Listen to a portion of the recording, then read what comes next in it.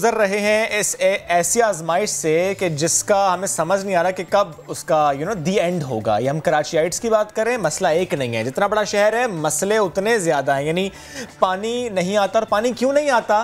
कहते हैं जी बिजली नहीं आती। अच्छा, बिजली क्यों नहीं आती? वो जी फर्नेस ऑयल नहीं आता। यानी मसले तो बहुत सारे हैं। कचरे वाला मसला एक और बड़ा मसला। एनीवेज, समंदर किनारे प्यासा कराची में अक्सर ये बात करते आए, क्योंकि हम ये बात क्यों करते आए? क्योंकि हम सुनते आए कि जी हमारी हुकूमत जब आएगी ना तो यहाँ से हम समंदर से पानी आपको देंगे मीठा करके। बातें तो बहुत हमने सुन ली, लेकिन जो कराची वाले हैं उनको पानी मैसर नहीं है। और कुछ इलाके ऐसे हैं जहाँ पर 1 हफ्ता, 2 हफ्ते, 3 हफ्ते नहीं, आपको 1 महीने से भी ज़्यादा का इंतज़ार करना पड़ता है। पानी कितना आता है? सिर्फ और सिर्फ आधे घंटे के लिए। और ये इलाका है औरंगी टाउन। तो यहाँ पर आपको लेकर चलते हैं। खुर्शीद आलम वहाँ पर गए, लोगों के मसाइल जानने की कोशिश की कि जब 35 दिन बाद पानी आता है तो वो तो एक खुशी है आधे घंटे की, लेकिन उन 35 दिन में करते क्या हैं, वो मुश्किलात क्या हैं, आपको दिखाते हैं। मैं इस वक्त मौजूद हूँ औरंगी टाउन के इलाके गाज़ियाबाद में। ये वो इलाका है जहाँ पर पानी 32 दिन और 35 दिन के बाद आता है। अपनी मदद आप के तहत लोगों ने यहाँ पर एक हैंडपम्प लगवाया था, लेकिन वो ख़राब हो चुका है। यहाँ के लोग पानी के बगैर कैसे गुजारा करते हैं, जानते हैं उनके मसाइल उन्हीं की ज़बानी।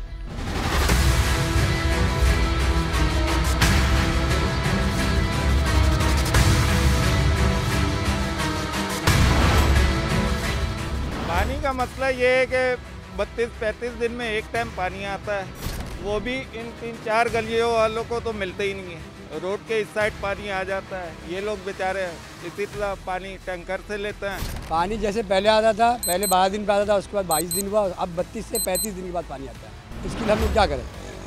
शोर मचाए, क्या करें? गाली दें? कोई फ़ायदा नहीं है। पानी वही अपने टाइम पे आएगा 32 दिन के बाद। 32 दिन के बाद हमारे इलाके में महीने में एक बार आता है, वो भी जो है ना मिन्नत करना पड़ता है जाके वालमैन से, बहुत ज़्यादा मिन्नत करना पड़ता है, फिर जाके पानी देते हो। लाइट है तो उस टाइम पे नहीं दे रहा, बगैर लाइट के टाइम में पानी दे रहा है, वो हमारा पानी ज़ाया हो जाता है।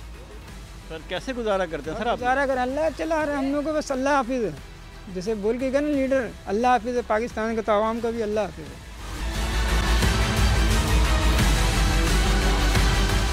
हुकूमत से क्या कहे भाई, जब हुकूमत को अपने ज़रूरत होती है तो आवाम से मांगता है कि आवाम माँ बहनों ये दे दो, वो कर दो, वोट दे दो, ये कर दो, तुम्हारे लिए ये करते, तुम्हारे लिए वो करते। वो हमारे लिए कुछ नहीं करता है, ना पानी तो देता ही नहीं है। हम लोग गरीब बंदा किराया पर रहते हैं भाई, 2200-2300 का पानी गिराता है, अभी भी पानी नहीं है। बताओ, बच्चों का काम नहीं, कहाँ से पानी गिराए? ये हुकूमत तो बड़ा बड़ा लंबा लंबा बातें करता कि ये करेंगे गरीबों के लिए, वो करेंगे, कुछ भी नहीं करता भाई। वो कराची के मुख्तलिफ इलाके पानी से महरूम हैं। लोगों ने अपनी मदद आप के तहत जो हैंडपम्प लगाए, वहाँ से खारा पानी आता है, लेकिन अगर आप फ़ोन करें तो टैंकर सर्विस हाजिर है।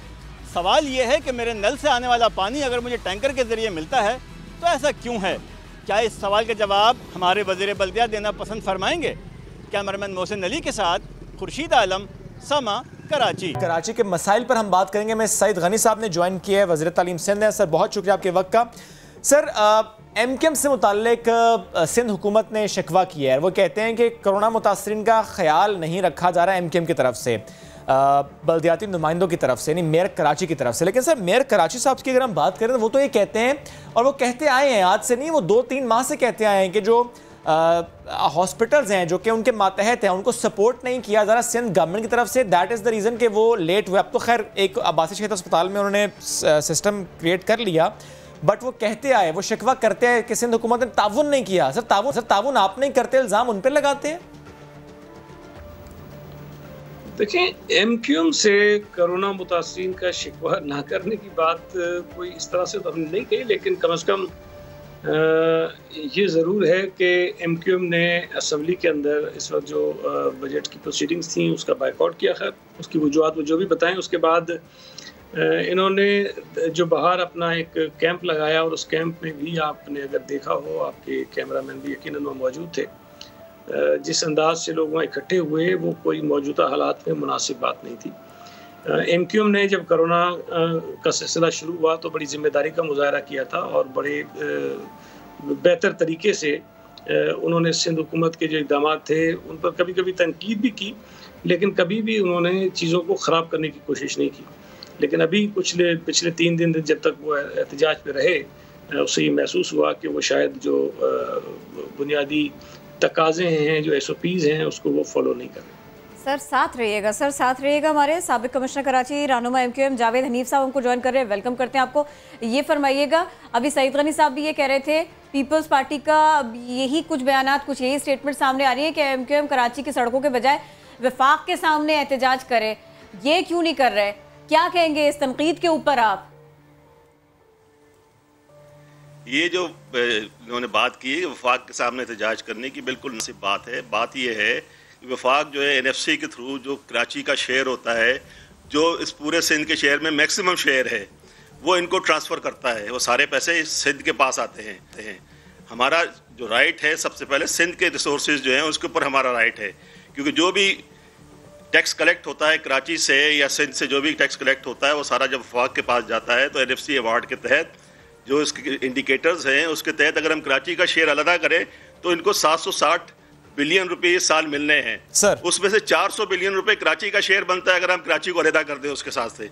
तो अगर हम ये बात कहें कि पहले आप 400 बिलियन हमें दे दें, वफाक से भी हमारा गिला अपनी जगह पर है, क्योंकि वफाक भी हमारे पास से बहुत सारे रिसोर्सेज लेके जाता है, यही और तो उनको भी खास तौर पे तवज्जो देनी चाहिए। सर वफाक से गिला करना चाहिए ये क्योंकि ज़ाहिर है it's not about anti PTI, it's about not about anti government, it's about anti bad government, anti bad governance. मुझे सर ये बताइएगा, जब पीपल्स पार्टी के दौरे हुकूमत में आप ज़रा उनके इत्तेहादी रहे उस वक्त, और जब उन्होंने पेट्रोल प्राइस बढ़ाई तो आप लोगों ने एहतजाज किया, साथ छोड़ा।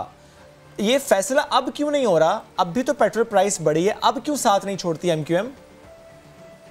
देखिए ये जो बात है कि ये टिट फॉर टैट वाली सिचुएशन नहीं होती है, हर किस्म की सिचुएशन के अंदर नई सिचुएशन होती है। अच्छा। अब इस वक्त हम गवर्नमेंट के साथ बैठे हैं, ये जो इन्होंने इस वक्त जो प्राइसेस बढ़ाई हैं उसमें हम शामिल नहीं थे इनके साथ। हम मेरी बात जरा काइंडली सुन लें, हमने जो इसके साथ शामिल नहीं थे, और हम उनके साथ जो है हम इन नेगोशिएशन है, हमने मजम्मत भी की है और हमने ये भी कहा है कि उसको वापस लें।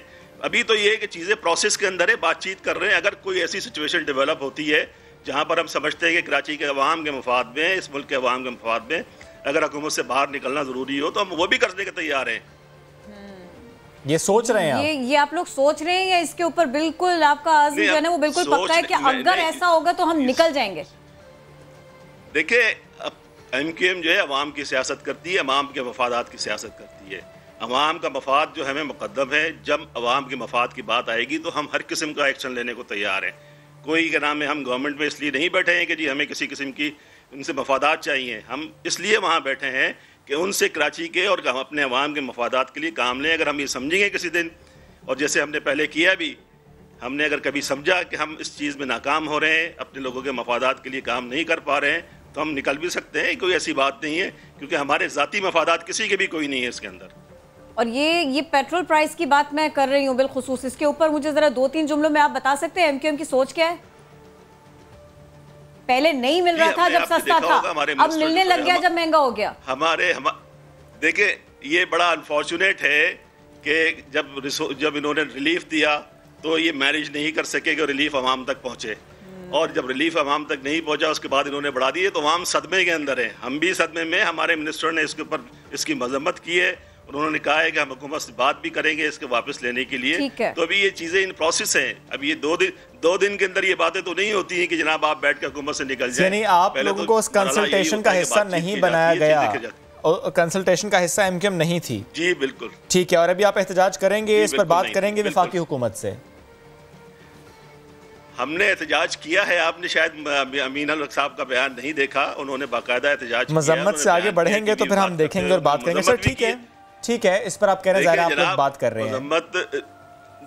आई एग्री आप लोग ज़ाहिर है इस पर आप कह रहे हैं कि अवामी राय जो है उस वो मुकद्दम है और उस पर बात करेंगे। सर साथ रहिएगा, सैयद गनी साहब को भी शामिल गुफ्तगू करते हैं, उससे पहले हम उनसे बात करते हैं। सैयद गनी साहब, मैं चाह रहा था कि ज़रा मुझे कराची के मसाइल से मुतालिक बताइएगा कि यहाँ पर बिजली नहीं आ रही। इससे पहले साउद मुर्तज़ा भी हमें अपडेट कर रहे थे जो के इलेक्ट्रिक की तरफ से सिचुएशन है, और ज़रा जब बिजली नहीं आती पानी भी नहीं आता, अगर बारिश हो तो फिर ही आता है। पेट्रोल जो है वो बहुत महंगा हो चुका है और उससे मुतालिक ज़ाहिर है आप लोग भी बात करते आए, लेकिन बतौर अवामी नुमाइंदे अवाम को रिलीफ फराहम कैसे किया जा सकता है? यानी ठीक है कुछ मामला विफाकी हैं, बट अवाम को रिलीफ तो आप लोगों ने देना है। सिंध की अवाम आपकी तरफ नजरें लगाकर बैठती है, कोई अच्छी खबर मिल सकती है सिंध के बासी को? कोई आस लगाए, कोई उम्मीद बांधे? देखिए, पेट्रोल की कीमत बढ़ने से बिल्कुल महंगाई होती है, इसमें कोई दूसरी राय नहीं है और तकरीबन तमाम चीज़ों पर इसका असर पड़ता है। लेकिन पेट्रोल की कीमत अगर कम भी हुई थी पाकिस्तान में 1-2 मरतबा अभी हालिया दिनों में, तो ओवरऑल जो आपका इन्फ्लेशन था वो बहुत ज़्यादा था। ये तो कोरोना की जब वबा आई है तो उसके बाद कुछ जो है वो इन्फ्लेशन नीचे आया, इसलिए कि ज़ाहिर है आपकी ओवरऑल पूरी जीडीपी और पूरी जो इकोनॉमी वो नीचे बैठी।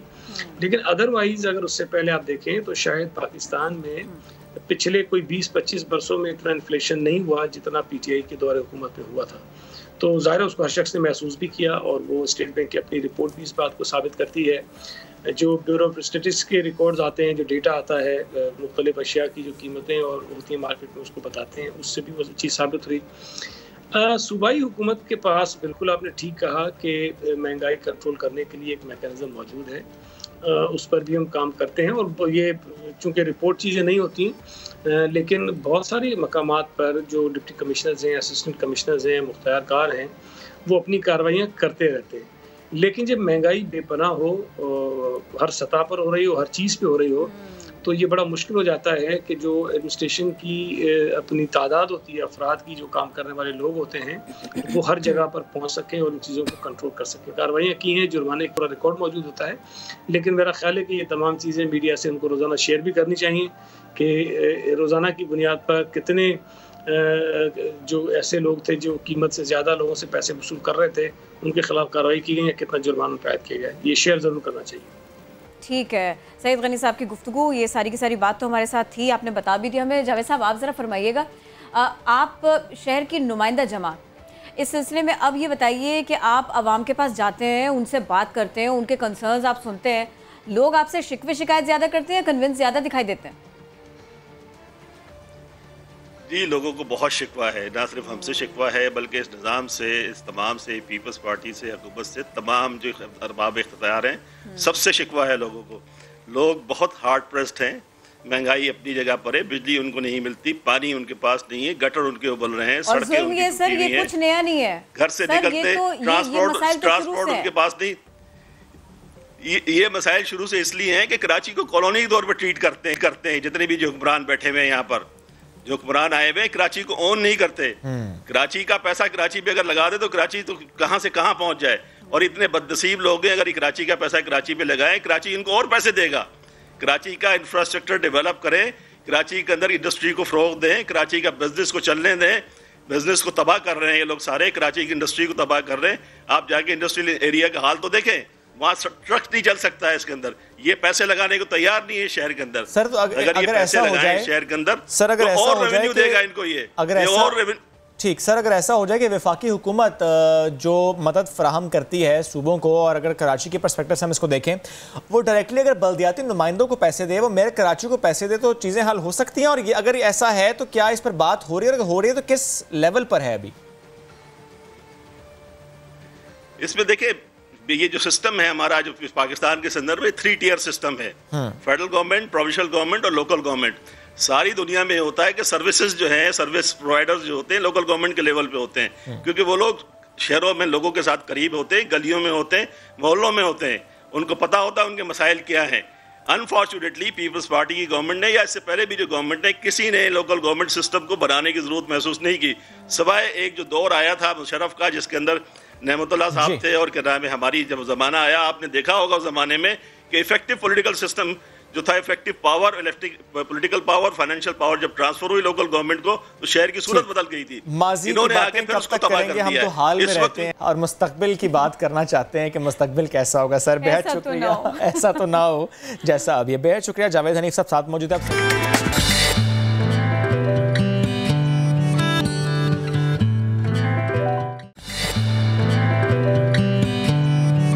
पाकिस्तान में गुज़श्ता रोज तक 1,17,000 केसेस रिपोर्ट हुए थे। अगर हम सिंध की बात करें तो 86,000 केसेस कल तक रिपोर्ट हुए थे, यानी ये तकरीबन 39% बनता है टोटल केसेस का। और अगर इन केसेस की बात भी हम कर लें तो किरण, उसमें मेजॉरिटी केसेस तकरीबन 80% कराची से हैं। तो जनाब, कराची की सिचुएशन सारी की सारी और सेहत का महकमा, ये लोग किस तरह से काम कर रहे हैं, आजकल हो क्या रहा है? क्योंकि जाहिर है वबा के दिन है, कुछ भी आसान नहीं है। तो हम आज इसी सिलसिले में बात करेंगे। वजीर सेहत सिंध हमारा साथ देंगी अजरा पिचो साहिबा। डॉक्टर साहिबा, यहाँ के केसेस देखते हुए प्लीज शेयर कीजिएगा जरा ब्रेक डाउन, कितने केसेस गवर्नमेंट फैसिलिटी इस वक्त देख रही है, कितने प्राइवेट फैसिलिटी और कितने होम आइसोलेशन में है?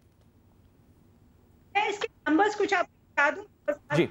ऑब्वियसली होम आइसोलेशन में हमारे 21,690 केसेस हैं, 690, 21,690, और हॉस्पिटल्स में हमारे हैं 1,578। ये जो हॉस्पिटल्स में है, ये इसमें गवर्नमेंट फैसिलिटीज में कितने हैं? टोटल पॉपुलेशन की बता दें जो सिर्फ है। अच्छा, 15% जो है वो प्राइवेट हॉस्पिटल्स में है और 85% जो है गवर्नमेंट हॉस्पिटल्स में है इन पेशेंट्स में।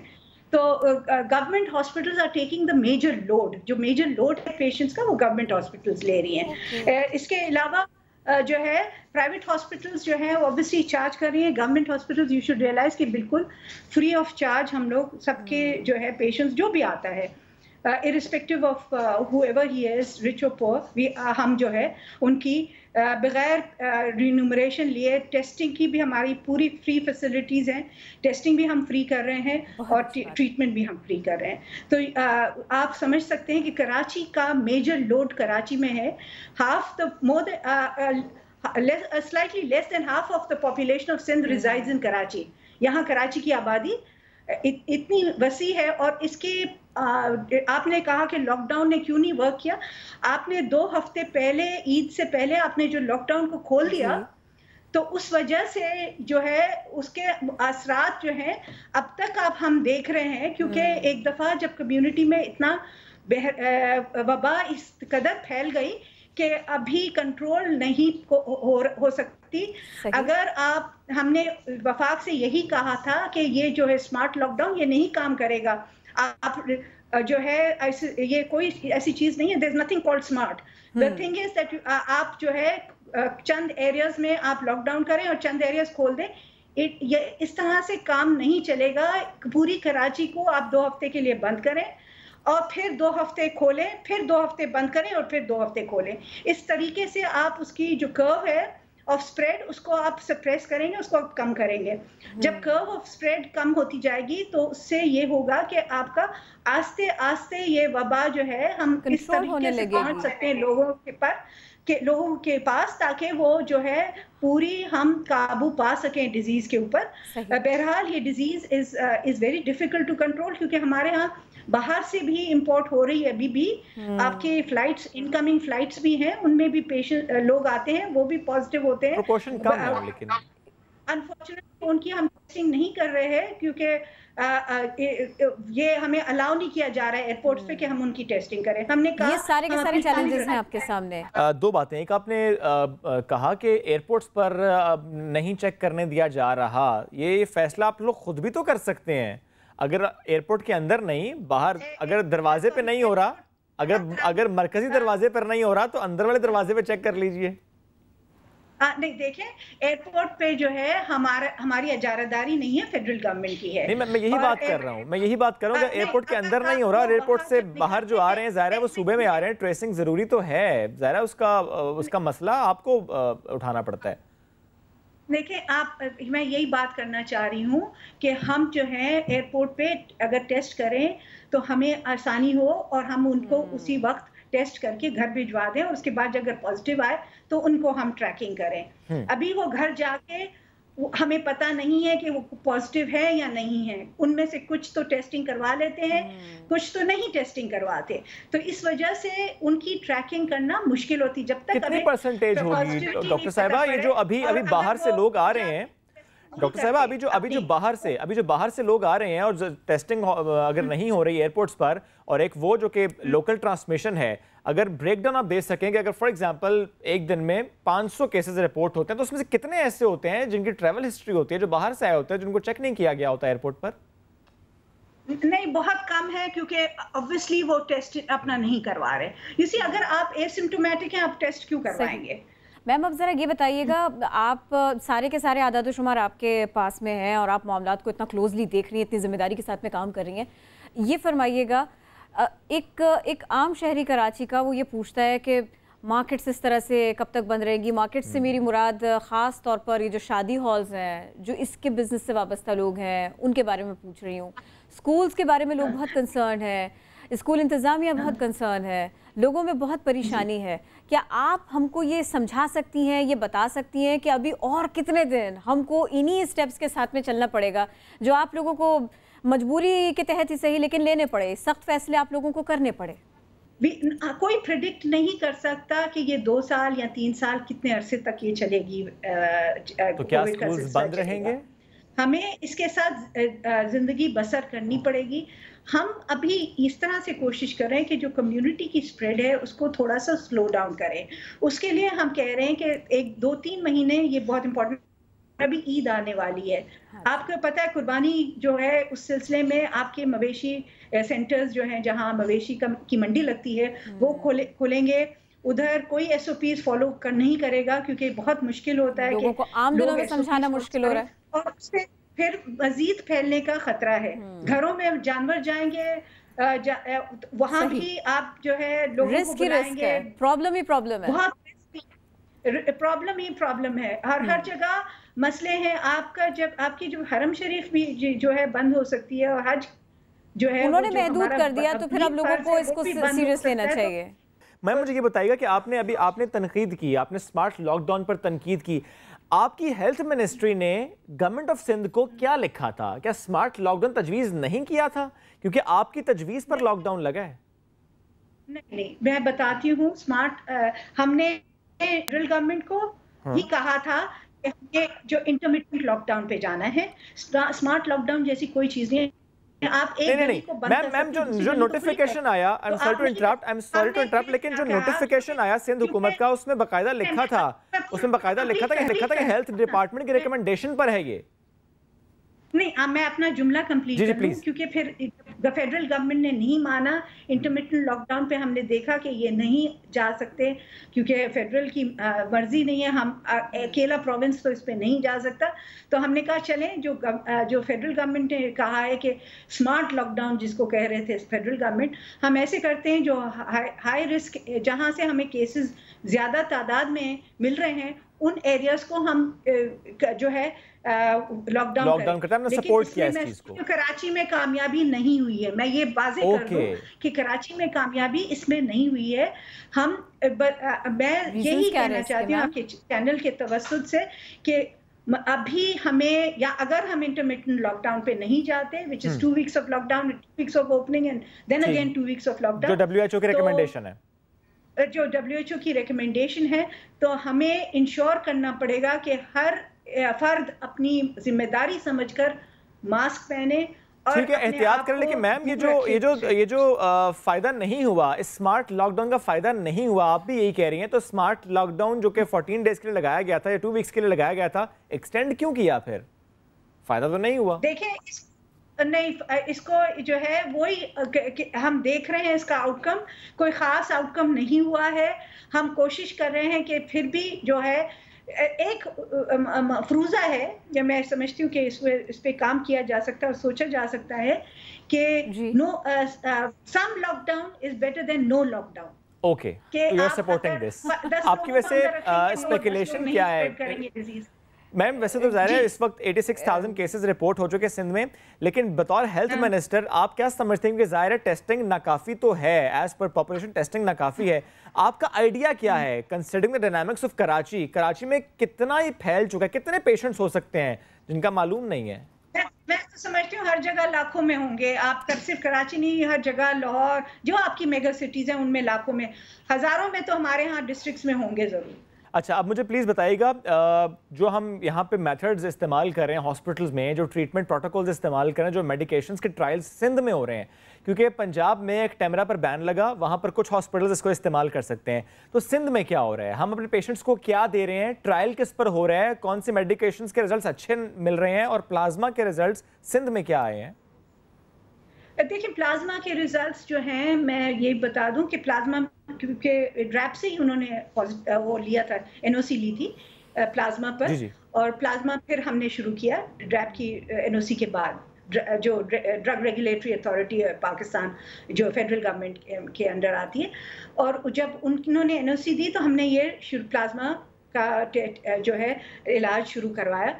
इसमें जो है अगर बहुत एक्सट्रीमली बीमार पर्सन है और उसकी पूरी लंग्स तकरीबन ख़त्म हो चुकी है तो उसमें वो फ़ायदा नहीं देती। सही फ़ायदा वो ये देती है कि अगर वेंटिलेटर पे है लेकिन कम लंग इफेक्टेड कम है, तो ये है कि वेंटिलेटर की जो पीरियड है उसकी वेंटिलेशन पे रहने की, वो पीरियड रिड्यूस हो जाती है, कम हो जाती है। कितने हुए अभी तक सेहतियाब प्लाज्मा से? देखा कि जो मॉडरेटली इल पेशेंट्स हैं उन पे प्लाज्मा की वजह से खातिर खा बेहतर नतीजे निकलते। कितने? तो प्लाज्मा की ये कितने ऐसे पेशेंट्स थे जिनको सिंध में प्लाज्मा लगा और वो ठीक हुए?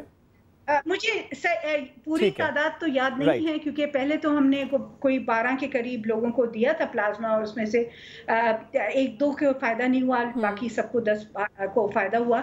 लेकिन अभी मुझे अभी तो पता नहीं है कि कितनों को दे रहे हैं ट्रीटमेंट प्लाज्मा की और कितनों को नहीं दे रहे हैं। वो तो उनके और एक्टेमरा के बारे में भी शेयर कर लें, if you have the information about it. Exact figures मैं बता सकती हूँ आपको, लेकिन मैं दूसरी कोई ट्रायल नहीं हो रही। जो भी मेडिकेशन है प्रिस्क्राइब्ड है वर्ल्ड वाइड, रेमडेसिविर है, जो दूसरी मेडिकेशन जो है जो अभी जो है स्टेरॉइड्स की जो आ गई हैं, प्रेडनिसोलोन और डेल्टाकोर्टिल एक्सेट्रा, ये सब हम उसी तरीके से दे रहे हैं जहाँ ये ट्रायल की सूरत में नहीं है। ये डॉक्टर साहब बड़ी बात है, क्योंकि पंजाब में एज ट्रायल यूज हो रही है और आप कह रही हैं एज ट्रायल नहीं है।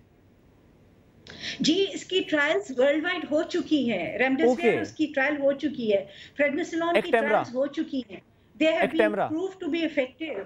तो वो यहाँ हम ट्रायल नहीं कर रहे, हम देते हैं अगर जरूरत होती है, it's upon the doctors discretion. अगर doctor Actemra as well sorry Actemra भी यहाँ पर ट्रायल की सूरत में नहीं, अदरवाइज प्रिस्क्राइब की जा रही है और इट्स अवेलेबल। एक्टेमरा भी इसी तरीके से हम दे, अगर डॉक्टर समझते हैं कि जरूरी है तो वो उन्हें दे हैव, क्योंकि ये सब रेमडेसिविर और एक्टेमरा ये दोनों ड्रैप से जो है उनकी वो आ गई है, उनकी सर्टिफिकेशन उनकी जो है वो कर दी है उन्होंने, उनकी सर्टिफाइड। तो इसी वजह से हम यूज कर रहे हैं, बिकॉज ये मेडिसिन इंपोर्ट भी नहीं कर सकते अगर ड्रैप की वो जो है रजामंदी ना हो, तो ये हम कोई इंपोर्ट भी नहीं कर सकता ये मेडिसिन। तो वो इंपोर्ट हो चुकी हैं। अभी इस पे ट्रायल करना, देखिए कोविड के सिलसिले में मैं ये एक बात करती हूँ कि ट्रायल करना इज अनएथिकल। आप ट्रायल इस तरीके से नहीं कर सकते कि आप ड्रग्स की ट्रायल दें, और अगर एक इंसान, क्योंकि ट्रायल होती है डबल ब्लाइंड, जिसमें आप एक को देते हैं, उसी किस्म का दूसरा मरीज होता है उसको नहीं देते, ताकि आप दोनों की क्योर देख सकें। आप इस तरीके से नहीं कर सकते कि 2 मरीज हैं जिनको जरूरत है इस ड्रग की और आप एक को दें और एक को नहीं दें।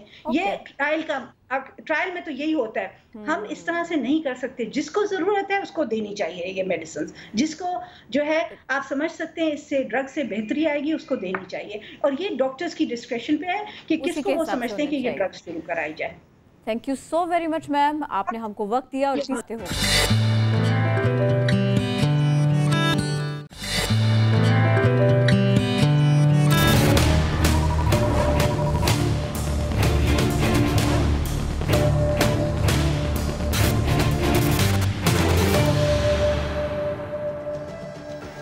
तो जनाब, कोरोना का ये सारे का सारा क्राइसिस, इसके ऊपर अजरा पिचो साहिबा की क्या गुफ्तगू रही वो हमने आपके सामने रखी। कुछ 1-2 पॉइंटर्स हैं जिनको एलैबोरेट करना बहुत ज़रूरी है। बिल्कुल आखिर में आपने ध्यान दिया होगा कि वो क्या कह रही हैं। उन्होंने कहा कि किसी भी मेडिसिन का बिल्कुल एकदम से कोरोना पेशेंट के ऊपर ट्रायल कर देना कोई इखलाकी तौर पर बहुत बेहतर ऑप्शन नहीं होगा, अनएथिकल उनको लगता है। उनका ये कहना है, उन्होंने इसको एक्सप्लेन भी किया, उन्होंने मिसाल दी थी कि अगर एक मरीज के ऊपर ट्रायल कर रहे हैं और दूसरे के ऊपर नहीं कर रहे और दोनों को जरूरत है, तो फिर इसको जस्टिफाई कैसे कर सकते हैं। उनके सामने इस मामले की ये मिसाल है। और जब हम ये बात कर रहे हैं तो हमारे सामने दीगर सूबों की मिसालें भी सामने हैं, हमारे सामने डॉक्टर जफर मिर्जा के स्टेटमेंट्स भी हैं।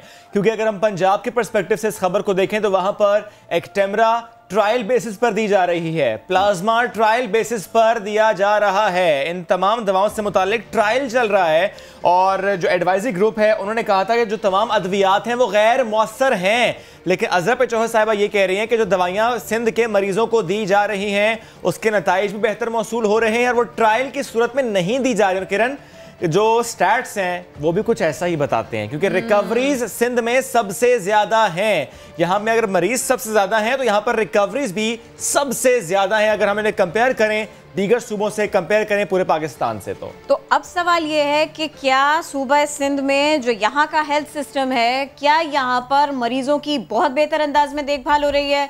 क्या यहाँ जो मरीजों के हुकूक होते हैं, जो उनके लिए रिस्पॉन्सिबिलिटी होती है किसी भी हुकूमत की, किसी भी हेल्थ केयर सिस्टम की, क्या उसको वाकई बिल्कुल इसी अंदाज में निभाया जा रहा है? एक तो ये कि हम कोशिश करेंगे कि इस सब के ऊपर भी बात करें, जो उनकी ही अजरा पेचौहा साहिबा ही के बयान की रोशनी में, उनकी ही गुफ्तगू की रोशनी में। दूसरे ये कि हमको अब हॉस्पिटल्स की सिचुएशंस वो भी देखनी होगी, प्राइवेट हॉस्पिटल्स खास तौर पर इसके ऊपर भी बात करनी होगी, और हम ये कोशिश करेंगे कि हम जल्द अज जल्द कोरोना के आदाद और शुमार भी आपके सामने रख दें। लेकिन मामला अगर है ये कि यहाँ पर सिंध भर में अस्पतालों में रश बढ़ा है, कोरोना कम हुआ है, कोरोना तेजी से फैला है, या फिर मरीजों की सिचुएशन क्या है, मरीजों के इलाज की सिचुएशन क्या है, तो इसके ऊपर फोकस कर लेते हैं अभी। किरण, उन्होंने खुद कहा कि ओनली 15% जो पेशेंट्स हैं वो प्राइवेट हॉस्पिटल्स में हैं, और जाहिर है जब प्राइवेट हॉस्पिटल की हम बात करते हैं तो इससे मुताल्लिक हम बात करते आए कि प्राइवेट हॉस्पिटल बहुत चार्ज कर रहे हैं, हम ये बात करते आए कि प्राइवेट हॉस्पिटल्स में दबाव है, डॉक्टर्स की प्रेस कॉन्फ्रेंसेस हमने सुनी।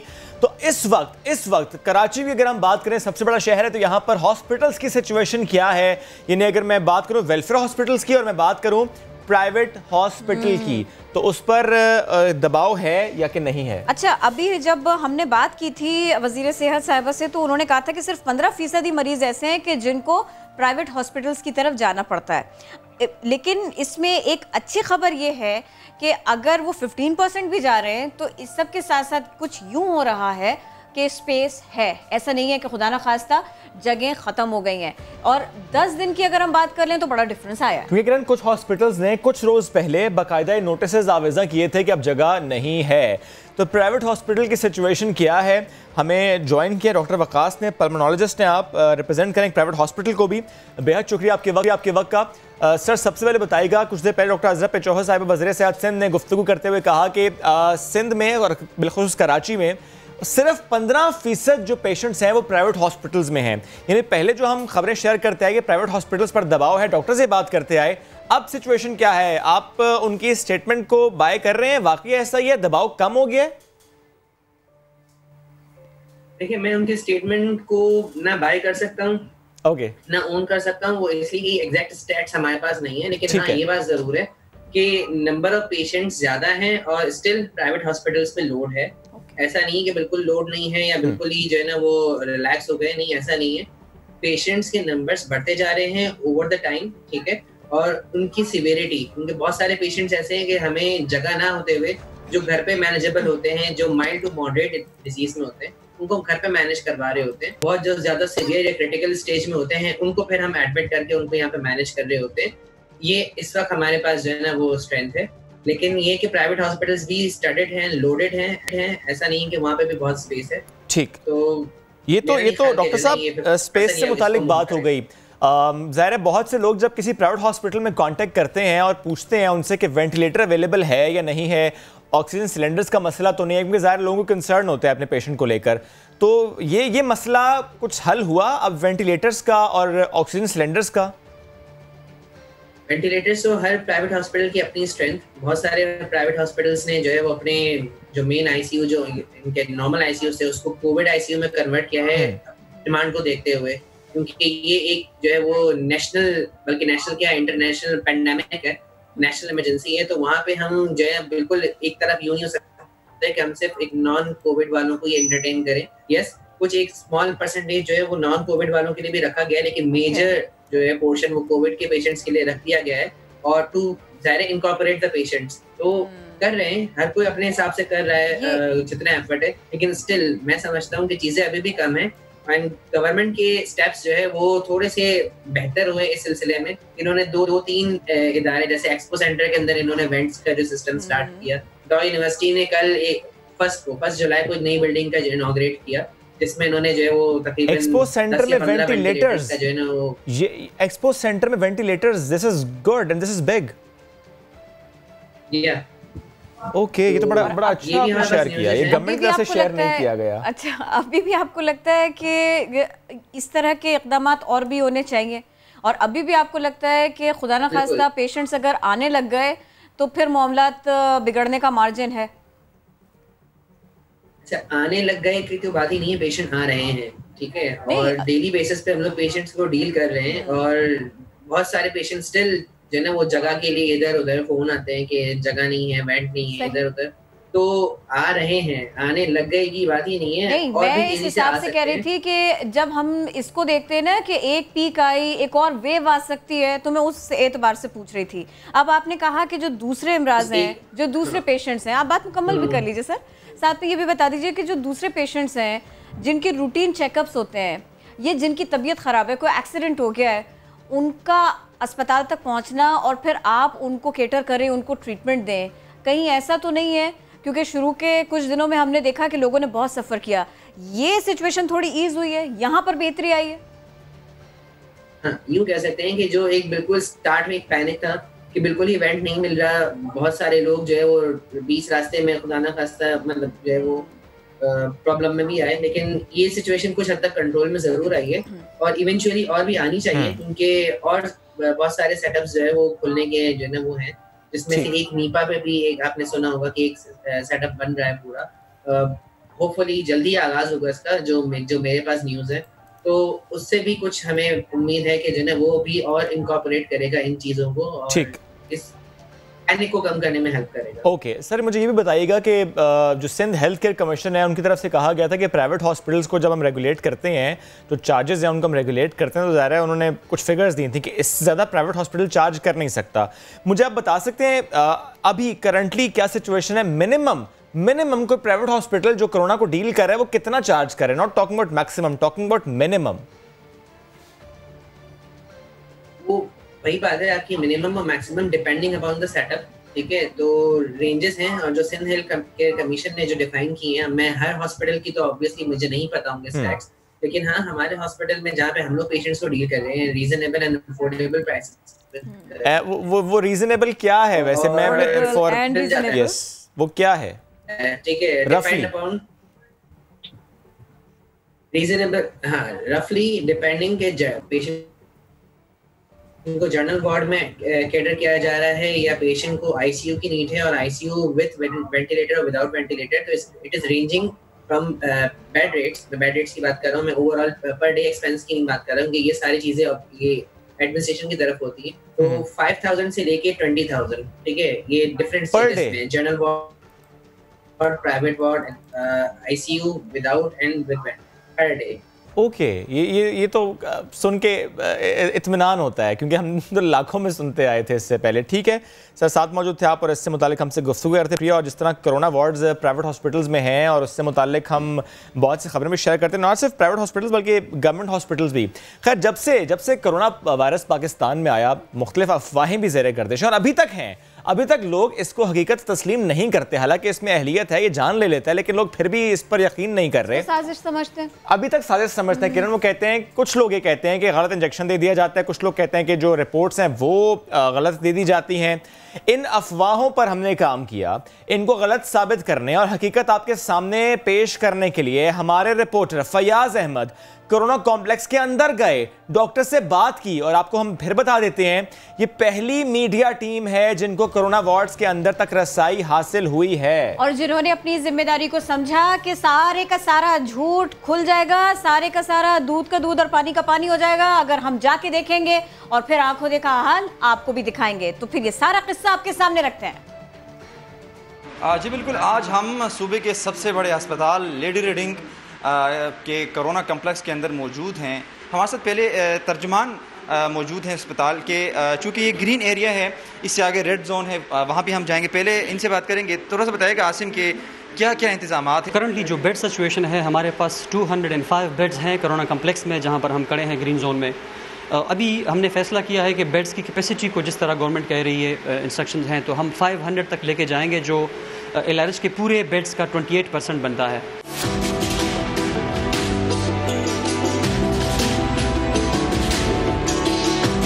चलते हैं ऊपर कोरोना कम्प्लेक्स जो कि रेड जोन कहलाता है, लेकिन वहाँ जाने से पहले हम जो पर्सनल प्रोटेक्शन किट्स हैं, मैं और मेरा कैमरामैन कामरान खान, हम वो पहनेंगे।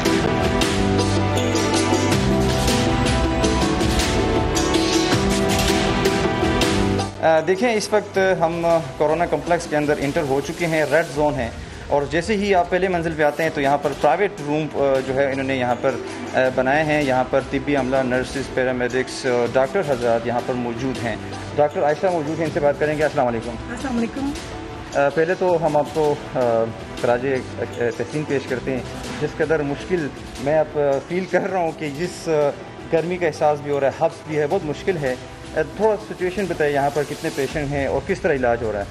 ये हमारे पास प्राइवेट रूम्स हैं। ये हमने एक सेपरेट यूनिट बनाया हुआ, कोरोना यूनिट, कार्डियोलॉजी बिल्डिंग से। यहाँ पे हमने तकरीबन 3-4 डिस्ट्रीब्यूशंस किए हैं। सबसे पहले प्राइवेट रूम्स हैं, यहाँ पे सिर्फ सस्पेक्टेड केसेस आते हैं जो हमारे पास सिम्टोमेटिक होते हैं, तो यहाँ से हम इनकी स्वाबिंग भेजते हैं और जब तक वो पॉजिटिव या नेगेटिव नहीं आते वो यहीं पे ठहरते हैं हमारे पास। तो यहाँ पे अभी हमारे पास 9 पेशेंट्स हैं जो सारे के सारे सस्पेक्टेड हैं।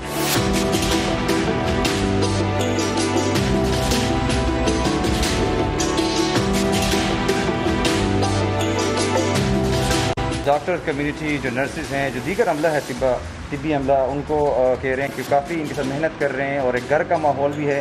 तो ये आपने खुद मुलाज़ा फरमाया, जो पेशेंट हैं इफेक्टिव हैं और काफ़ी रिकवर हो चुके हैं माशाल्लाह से, अल्लाह आपको सेहत दे।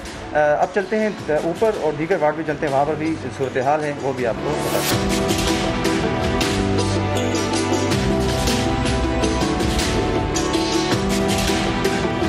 हमारे साथ यहाँ पर कुछ तिमादार मौजूद हैं, उनसे बात करेंगे। अस्सलाम वालेकुम। वालेकुम अस्सलाम। क्या कहाँ से आए आप?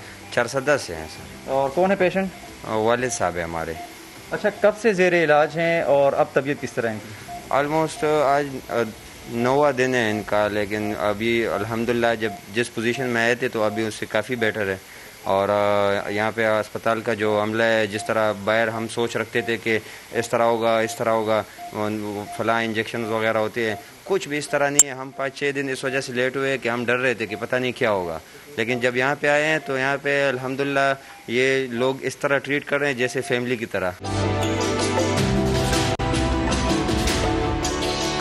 यहाँ पर जो कुछ टीमोज हैं, नर्सिंग स्टाफ है, उनसे भी बात करेंगे। हम 4 शिफ्ट में काम कर रहे हैं, सुबह 8 बजे से 2 और 2 से फिर 8 तक और ऑनवर्ड। इसी तरह हमारा मोरल जो है वो काफ़ी हाई है। हम जो ड्यूटी है इसको फ़र्ज समझ के यहाँ पे कर रहे हैं। अच्छा जी, बहुत शुक्रिया। ड्यूटी देने में कोई मुश्किल तो पेश नहीं आ रही? ये समझा जाता है कि सनफ़े नाजुक ख़वातीन नाजुक होती हैं या डर जाती हैं, कोई डरी तो नहीं? नहीं, स्टार्ट में बिल्कुल जब इधर ड्यूटी नहीं की थी तो हमारे काफ़ी और स्टाफें जो थी वो इफेक्ट हो चुके थे। डर तो लग रहा था, लेकिन जब से इधर ड्यूटी स्टार्ट की, कुछ पेशेंट हमारे रिकवर होके चले गए तो अभी डर नहीं लगता। इंशाल्लाह ड्यूटी करते रहेंगे। ज़बरदस्त। आपने सुना कि डॉक्टर हो, नर्सिस हो, दीगर अमला हो, काफ़ी जो है वो डटे हैं और काफ़ी ज़्यादा इनमें से ख़ुद भी पॉजिटिव केसेस आए हैं, लेकिन रिकवर होने के बाद वापस अपने जो ड्यूटी हैं, जो फ़राइज़ है वो सर अंजाम दे रहे हैं। तो सिर्फ और सिर्फ यही मकसद था कि अफवाहों पर कान नहीं धरना और जो रियलिटी है वो तस्लीम करना है, और वो ये है कि कोरोना वायरस हकीकी मानों में मौजूद है और सिर्फ हम उस वक्त इसका मुकाबला कर सकते हैं जब सही मानों में संजीदा होकर इन तिब्बी अमलों को साथ दें, तभी हम इस वायरस से छुटकारा हासिल कर सकते हैं। एक बार फिर बता दें, पहली मीडिया टीम जो कि किसी कोरोना वार्ड में गई और ये सब जो हमारे टीम मेंबर्स थे, माशाल्लाह ये कोरोना वॉरियर्स हैं, ये रिकवर हुए हैं। तो जिस तरह इन्होंने रिकवरी की और जिस तरह इन्होंने इससे मुकाबला किया और जो पेशेंट्स उससे लड़ रहे हैं उनकी बात तो की, लेकिन जिस तरह उनका ख्याल, उनका ध्यान रखा जा रहा है, जो पैरामेडिक स्टाफ है, जो डॉक्टर्स हैं, उनसे मुतालिक बात करने के लिए बहुत ज़रूरी था कि जाकर वहाँ पर ख़ुद भी देखें और आप तक ये मालूमात लेकर भी। एनीवेज, बढ़ते हैं आगे।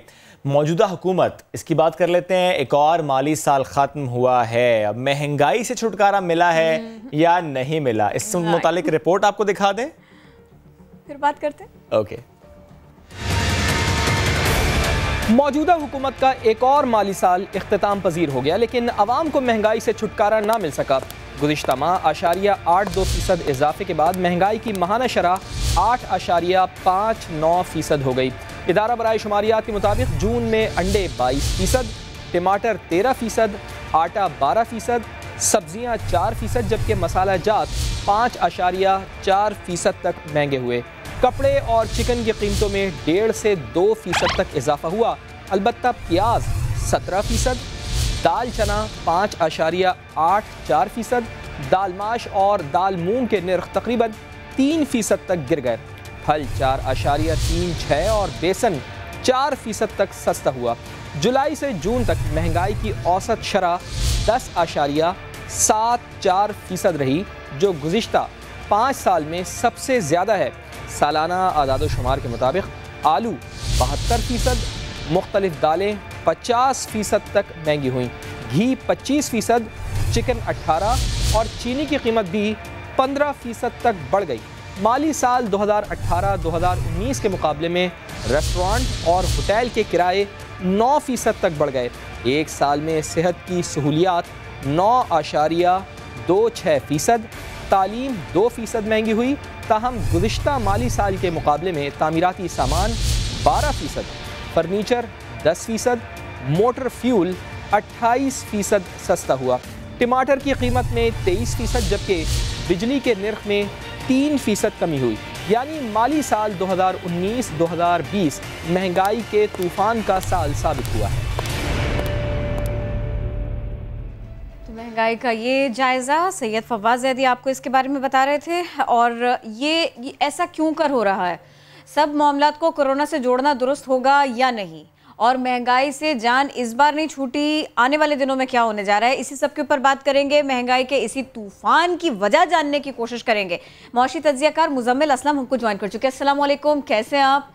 बहुत महंगाई है, आगे इसके सोचने का ना बिल्कुल हौसला नहीं है, क्योंकि नज़र नहीं आ रहा मुजम्मिल साहब के मामलात कुछ बेहतर होंगे और ये महंगाई का जिन बोतल में वापस जाएगा।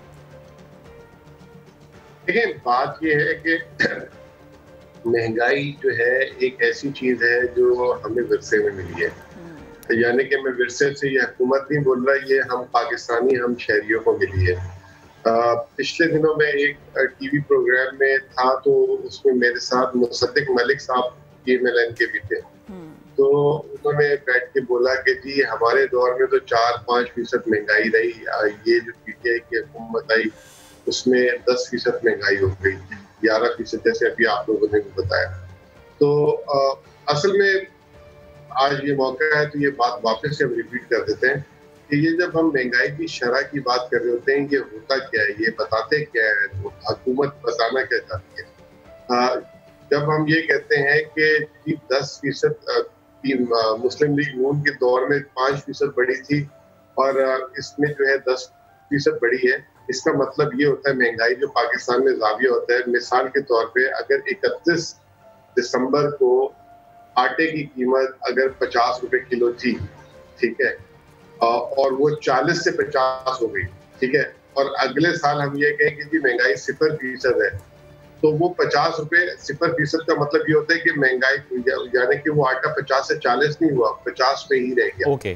तो मैं मुसद्दिक मलिक साहब से मैंने सवाल पूछा था कि आप भी ये कहते हैं कि सस्ती महंगाई है। 2013 में जब आप हुकूमत में आए थे, एक काम करते हैं कि उस वक्त जब आए थे 10 बुनियादी चीजों की जो है ना कीमतें उस वक्त की निकाल लेते हैं, और जब आप 2018 में गए थे उस वक्त क्या थी। मैंने मिसाल दी कि सरिये की कीमत ले लें, सीमेंट की कीमत ले लें, एक प्लॉट की कीमत ले लें, क्योंकि इंसान को घर भी लेना होता है, बनाना होता है, प्लॉट होता है। इस तरीके से एक गाड़ी की कीमत ले लें, गाड़ी भी हर इंसान यूज करता है, किसी यूनिवर्सिटी या स्कूल की फीस ले लें, कोई एक दवा ले लें। मैंने ये कहा कि जो आप 2013 में कीमतें ले जिस टाइम पे आपने टेक ओवर किया था और 2018 उसमें जमीन आसमान का फर्क है। तो महंगाई तो कम आम आदमी तो यूं देखता है ना कि मेरे पास 1 लाख रुपए है, मैं 1 लाख रुपए में क्या क्या कुछ खरीद सकता हूँ, ठीक है। अब वो 1 लाख रुपए में जो 2013 में आप जितनी चीजें खरीद सकते थे, 2018 में उसकी आप निस्फ भी नहीं खरीद सकते। तो आपने कौन सी महंगाई खत्म की?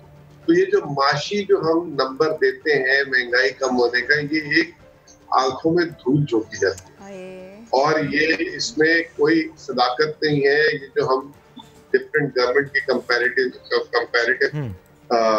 कंपैरिजंस करते रहते हैं, हर साल हर चीज की कीमत बढ़ती जा रही है, चाहे वो उस साल 7% से बढ़ी है या 10% से, लेकिन बढ़ रही है।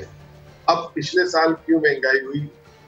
एक तो हमारी जो एडमिनिस्ट्रेटिव इश्यूज थे मुल्क में, आप कभी देख रहे हैं कि टिड्डी दल का हमला, कभी लॉकडाउन, कभी क्या। इसके अलावा जो पीटीआई की हुकूमत आई थी, इन्होंने रुपए की कदर में जो है ना कम से कम 25-30% की गिरावट की। जो 25-30% की जो गिरावट होती है वो उसी वक्त कीमतों में उसका असर नहीं आता, उसका आहिस्ता आहिस्ता आता है, क्योंकि पुराने सस्ते माल भी होते हैं।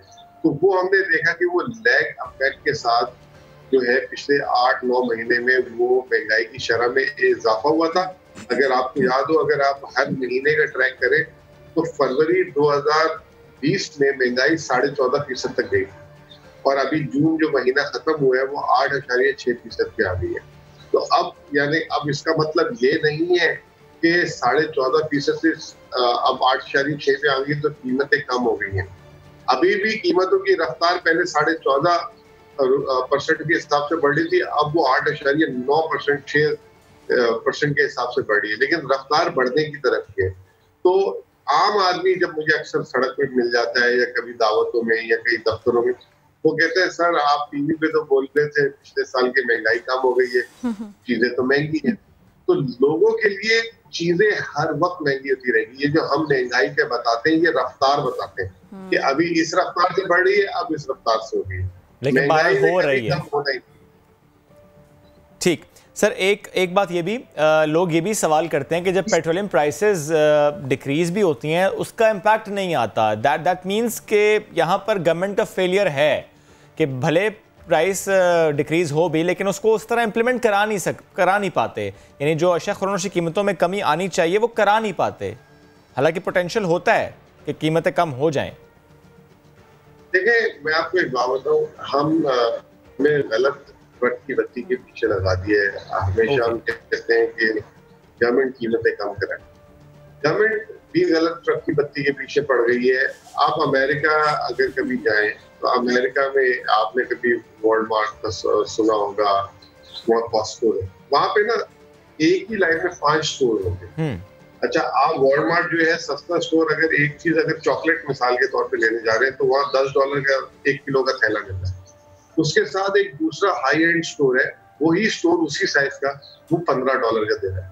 आपको गवर्नमेंट कभी प्राइस कम नहीं करा सकती। ये तो यहाँ पर भी है, इसके लिए अमेरिका जाने की जरूरत नहीं है सर, ये तो यहाँ पर भी है।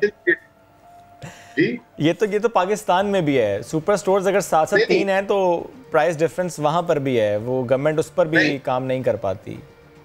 आपको कंपटीशन क्रिएट करना, Exactly. आपको ज्यादा से ज्यादा चॉइसेस, जब कंपटीशन होगा ना तो आप एक दूसरे से सस्ता और ज्यादा काम करने के लिए आप चीजें सस्ती करेंगे। ठीक सर, थैंक यू मुजम्मिल साहब, साथ मौजूद थे आप और तज्जिया शामिल किया हमने आपका जो मौशी सूरत हाल है इस वक्त पाकिस्तान की।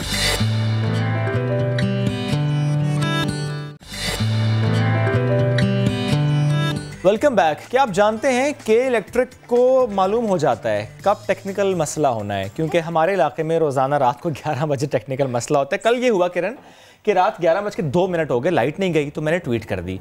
मैंने ट्वीट की कि मैंने मेंशन किया कि इलेक्ट्रिक, और मैंने कहा खैरियत है, आज 11:02 हो गए, लाइट नहीं गई। किरण क्या एक्शन था किरण, जस्ट आफ्टर मिनट लाइट चली गई और मैसेज आ गया टेक्निकल मसला है, इसको ठीक कर रहे हैं। पूरे 12 बजे वो टेक्निकल मसला खत्म हो गया। इतना काम कर रही है, बहुत काम कर रहे हैं भाई, बहुत काम कर, लोगों को जगा रहे हैं। ये आप देखिए ना, टास्क देखिए ना क्या क्या है, बिजली काटनी है, मैसेज करना है, बिल बनाना है और ज्यादा बनाना है। Exactly. बिजली कम आनी है, बिल ज्यादा आना है। ये इस वक्त कराची वालों के लिए दोहरा अजाब है, क्योंकि हवाएं बंद हैं, गर्मी बहुत ज़्यादा और ऐसे में लाइट जा रही है। कहा तो ये था के इलेक्ट्रिक भाईजान ने कि रात 12 बजे से लेके सुबह 7 बजे तक लाइट नहीं जाएगी, पर भाईजान बड़ा शिकवा है आपसे, क्योंकि लाइट तो जा रही है, वो रात 3 बजे भी जा रही है, और वो बहुत सारे मसाइल को भी लेकर आ रही है। एग्जैक्टली। और आप ये देखिए तो सही, एक तो वोल्टेज का मसला भी कह रहा हूँ, दूसरी बात ये कि जब आप कह देते हैं कि 12 से 7 लाइट नहीं जाएगी तो फिर जाती क्यों है, ये समझ से बाहर है। फिर आपको मालूम होता है ये कुछ घंटों का टेक्निकल मसला तो ठीक हो जाएगा। एनीवेज, कराची के शहरी रुल गए हैं। खुर्शीद आलम मुख्तलिफ इलाकों का अहवाल आपको बताएंगे अपनी इस रिपोर्ट में। कराची के लोगों को बहुत सारे मसाइल का सामना है। उन्हें पानी नहीं मिलता, उन्हें बिजली नहीं मिलती। ये बिजली का खंभा है, लेकिन इस वक्त भी इस इलाके में बिजली मौजूद नहीं। पानी और बिजली के बगैर कराची के लोगों पर क्या बीतती है, जानते हैं उन्हीं की ज़बानी। बेताशा बच्चे भी परेशान, वाइफ है वो शुगर के मरीज़, वो भी मतलब ब्लड प्रेशर के मरीज़, वो भी परेशान। सिवाय दिल से हमारे बद्दुओं के अलावा कुछ भी नहीं निकलता ये एलर्जी के लिए, और साथ में हुकूमत के लिए भी, कि हुकूमत भी कुछ नहीं कर पा रही है। पानी की बहुत अजियतें हो रही है, गर्मी ऊपर से इतनी आ रही होती है ना जी, गुजारा करना बहुत मुश्किल है। एक तो कोरोना की वजह से आदमी परेशान है, दूसरा कारोबार कोई नहीं है, बिजली चली जाती है, पानी नहीं है, नहाने के लिए नहीं मिलता, मुंह हाथ धोने के लिए बहुत परेशानी होती है, और बिजली चली जाती है तो वो और अजियत होती है। आदमी तो करे तो क्या करे आदमी। कितना जुल्म है कि यहाँ पर कराची के अंदर पानी लोग ख़रीद के पी रहे हैं कराची के अंदर, और बिजली आपके सामने जहाँ पर लोड शेडिंग नहीं होती उन इलाकों के अंदर भी लोड शेडिंग हो रही है, और ओवर बिलिंग इतनी हो रही है कि जिसकी इंतहा नहीं है। मेरे घर का खुद बिल जो है, जो 45 गज का घर है, उसका 30,000 रुपये का एक महीने का बिल आया। शहर में न पानी है न बिजली है, और ऐसे में एक तरफ मौसम बरसात भी सर पर आ चुकी है, लेकिन कराची के बरसाती नाले अब तक कचरे से भरे हुए हैं। महकमा मौसमियात कह चुका है कि इस मरतबा 20% बारिशें ज़्यादा होंगी। ऐसे में अगर बारिशें हो गईं तो यकीनन अर्बन फ्लडिंग का ख़तरा मौजूद है। कैमरामैन एरिक परेरा के साथ खुर्शीद आलम, समा, कराची। तो कराची के मसाइल क्या क्या हैं, कब से हल तलब हैं और कुछ हो नहीं रहा, और ऐसे में अगर मौसम आ गया बरसात का, बारिशें जैसे कि महकमा मौसमियात ने भी बताया हो गई तो मुश्किलात बढ़ेंगी। हम कोशिश करेंगे इसके ऊपर ज़रा तफसील के साथ में बात करें, क्योंकि ये बड़ा मसला है कराची का। लेकिन उस सब से पहले चूँकि ईद कुर्बा सर पे है तो हमने सोचा कुछ इंतज़ामी उमूर के बारे में भी जान लेते हैं, मवेशी मंडियों के ऊपर भी बात कर लेते हैं। कराची में मवेशी मंडियों में कुर्बानी के जानवरों की खरीदो फरोख्त का सिलसिला अब शुरू हो चुका है। एक तरफ हुकूमत सिंध मवेशी मंडी लगाने की इजाज़त दे रही है, और दूसरी जानिब ये भी है कि हुकूमती शख्सियात मवेशी मंडियों को कोरोना वायरस के मज़ीद फैलाव का अहम ज़रिया भी करार दे रही हैं। तो क्या हुकूमत इस पर कुछ सोच रही है, कुछ कर रही है? हम यही सब कुछ जानेंगे। सूबाई वज़ीर इम्तियाज़ शेख साहब हमारे साथ हैं। अस्सलाम वालेकुम, कैसे हैं आप? ये फरमाइएगा, क्या सूबे में मवेशी मंडियों पर पाबंदी लगाने जा रहे हैं? कुछ ऐसे ऑप्शंस आप लोगों के पास हैं? देखिए जी, जहाँ तक मंडियों का लगाने का ताल्लुक है, जो ईद उल अज़हा से पहले पूरे सूबे में लगती हैं, बल्कि पूरे मुल्क में लगती हैं, उसके लिए सूबा सिंध में अभी तक कोई फ़ैसला नहीं हुआ, और अभी तक पॉलिसी यही है कि मंडियां फ़िलहाल नहीं लगाने की परमिशन है।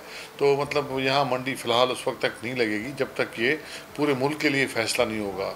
एक कमेटी है हमारी जो कि NCOC के नाम से है, जिसमें मतलब चीफ सेक्रेटरीज भी हैं और कभी कभार चीफ मिनिस्टर साहब भी बैठते हैं फेडरल गवर्नमेंट के साथ। उन्होंने सिफारिश ज़रूर की है कि मंडियाँ लगनी चाहिए, और उसका फ़ैसला, हतमी फ़ैसला NCC की मीटिंग में होगा। लेकिन सिंध गवर्नमेंट का ये मौक़िफ़ है कि मंडियाँ लगने से पूरा सोशल इंटरेक्शन बहुत ज़्यादा बढ़ जाएगा, और मज़हबी फरीज़ा है जिसमें मतलब हज़ारों लाखों लोग निकलते हैं बाहर, तो ये SOPs पे अमल हो नहीं सकेगा। और जिस तरीके से ये कोरोना बढ़ रहा है, जिस तरीके से मौत में इजाफ़ा हो रहा है या उसके केसेस, पॉजिटिव केसेस में इजाफ़ा हो रहा है, तो उस वजह से मतलब सिंध गवर्नमेंट का ये व्यू है कि ये मंडियाँ नहीं लगनी चाहिए, और इसके मुतबादिल ज़राए से जानवर ख़रीद कर कुर्बानी की जाए, जिसमें मदरसे हों और बाकी NGOs के ज़रिए, या जिस तरह सऊदी अरब में एक रवाज है अपना जो सिलसिला, उस हवाले से उस तरीके से किया जाए। तो उस सिलसिले में मतलब कोशिशें की जा रही हैं। मुख्तलिफ़ उलमा इकराम से भी सिंध गवर्नमेंट ने रब्ता किया है, उनका व्यू पॉइंट भी यही आया है, और वो उलमा इकराम भी यही कह रहे हैं कि लोग न मिलें और कोई एक आध मंडी लगे, लेकिन ऑनलाइन हो, मदरसों के थ्रू हो, NGOs के थ्रू हो, तो मैं समझता हूँ ज़्यादा बेहतर होगा, क्योंकि ये लोगों के अपने तहफ़्फ़ुज़ के लिए है, लोगों के अपने मफाद में है। क्योंकि कोरोना, सिंध गवर्नमेंट को तो कोई इससे फ़ायदा नहीं है कि मंडियाँ नहीं लगती, तो मतलब उनको कोई फ़ायदा है। लेकिन वज़ीर आला सिंध का ये मौक़िफ़ है कि ये जिस तरीके से शुरू से वो कह रहे हैं कि अगर लोगों में सोशल इंटरेक्शन ज़्यादा बढ़ेगा, लोग समाजी राब्ते ख़त्म हो जाएंगे या कम होंगे, तो ये मर्ज़ और वबा के बढ़ने के इम्कानात हैं, जो कि साबित हुआ जब ईद के मौके पर दुकानें और बाज़ारें खोल दी गई, तो उसके बाद बहुत तेज़ी के साथ इसमें इजाफ़ा हुआ। अब जो लॉकडाउन हुआ है उसकी वजह से कुछ फ़र्क पड़ा है, लेकिन मैं समझता हूँ कि अभी तक उसका, अभी तक जो मेरी नॉलेज है, अभी तक इसका हतमी फ़ैसला नहीं हुआ। लेकिन सिंध हुकूमत का मौक़िफ़ अपना हमने रख दिया है कि हम इसके खोलने के, मंडियाँ लगाने के फेवर में नहीं हैं। अच्छा, देखिए, आपकी राय अपनी जगह है। हमने वज़ीर सेहत साहब से बात की थी तो उनका इस मामले में बिल्कुल डिफरेंट ओपिनियन था, पहली बात। दूसरी बात ये कि अगर आप गल्फ़ कंट्रीज़ की एग्जांपल देते हैं, आप सऊदी अरबिया की बात करते हैं, तो वहाँ का जो स्लॉटर हाउस वाला सिस्टम है, अगर आप आज ये काम करने के लिए खड़े होते हैं तो 8 दिन 10 दिन महीना इसकी आप श्योरिटी नहीं दे सकते कि आप ये सब कुछ कर पाएंगे। ऑल्दो ये कराची के लिए वाकई बेहतर होगा, ये एक राय है कि फिर सफाई को इंश्योर किया जा सकेगा, फिर बहुत सारे मामलों को देखा जा सकेगा। कराची के शहरियों के पास में ऑनलाइन के ऑप्शंस भी हैं और मसाजिद भी हैं, दूसरे फोरम्स भी हैं, लेकिन अगर आप मॉडिफाई करने के लिए जाएंगे तो ये फौरी तौर पर करके दिखा दें तो अच्छी बात है, हम अप्रिशिएट करेंगे। जल्दी हो नहीं सकता, इट टेक्स टाइम। फिर भी आप करके दिखाएंगे तो हम दोनों फिर बहुत अप्रिशिएट करेंगे। वाकई ये करना चाहिए, इस वक्त तो लाजमी करना चाहिए। लेकिन किरण, जो लॉकडाउन की बात इन्होंने की, क्योंकि अब आपने कहा कि लॉकडाउन से फायदा हुआ, अजहर पेचोर साहब ने कहा फायदा नहीं हुआ। कमिश्नर कराची साहब ने ये कहा है, उन्होंने कहा है कि जो डीसीज हैं उनकी राय को मद्देनजर रखते हुए, महकमा सेहत की राय को मद्देनजर रखते हुए फैसला किया जाएगा पूरे शहर में लॉकडाउन से मुताल्लिक। सर, लॉकडाउन का आप कह रहे हैं थोड़ा फायदा हुआ है, हुकूमत कह रही है फायदा नहीं हुआ, स्टैट्स भी यही बता रहे हैं फायदा नहीं हुआ, उस तरह से एसओपीएस पर अमल दरामद हो नहीं रहा। अब अगर ऐसा फैसला हो जाता है सख्त लॉकडाउन या मजीद उन्हीं इलाकों में लॉकडाउन, तो फायदा होगा अगर रवैया इसी तरह का रहेगा तो? देखिए जी, लॉकडाउन ये हुकूमत की कोई ज़ोर ज़बरदस्ती वाली चीज़ नहीं है। हुकूमत ने एक फ़ैसला किया है, उस पर अमल दरामद भी कराती है, सख्ती भी हम करते हैं, लेकिन वो सख्ती अवाम पर मतलब मुनासिब नहीं होती। अवाम के अपने मफाद में है, स्टेक होल्डर्स अवाम भी हैं, और अगर वो नहीं करेंगे तो फिर सख्ती भी की जाएगी। लेकिन पहले हुकूमतों का, हमारी हुकूमत का, पाकिस्तान पीपल्स पार्टी का, वज़ीर आला सिंध का यही मौक़िफ़ है कि लॉकडाउन इम्प्लीमेंटेशन इस तरीके से हो कि लोगों को तकलीफ़ भी ना हो, लोगों के साथ ज़्यादती भी ना हो। लेकिन अगर फिर भी कोई कानून की पासदारी नहीं करेगा तो उस पर लाजमी तौर पे कानून पर अमल कराया जाएगा।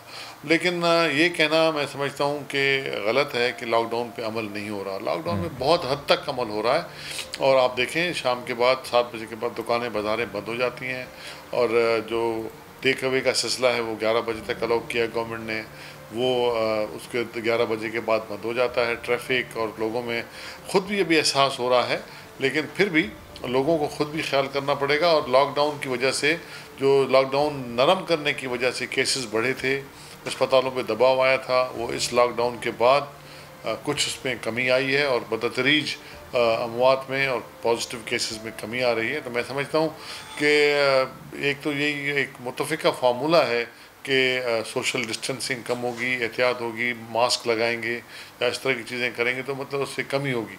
तो मैं समझता हूँ कि जो गवर्नमेंट ने जो फैसला किया है लॉकडाउन का, उससे फ़ायदा हुआ है, और अमल करना है तो लोगों को भी इसमें कोऑपरेट करना पड़ेगा, क्योंकि लोगों के अपने मफाद में है।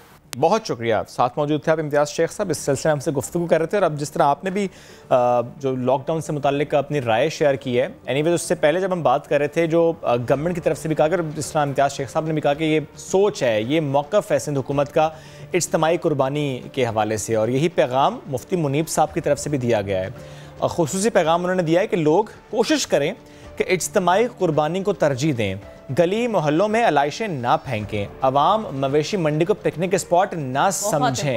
ये बहुत इंपॉर्टेंट है, और ये हम बार बार कहते हैं कि बच्चों को ना लेकर जाएं। वैसे भी अब तो कम मवेशी मंडियां लग रही हैं, जो गवर्नमेंट की तरफ से कहा गया है। वैसे तो ज़ाहिर है छोटी बड़ी लग रही हैं किरण, बेशक पाबंदी हो, लेकिन ये ज़रूर कहा गया है कि बच्चे ना जाएँ, बुजुर्ग ना जाएँ, ये कहा गया था। रिपोर्ट आपको दिखाते हैं जो मुफ्ती मुनीब साहब ने कहा है।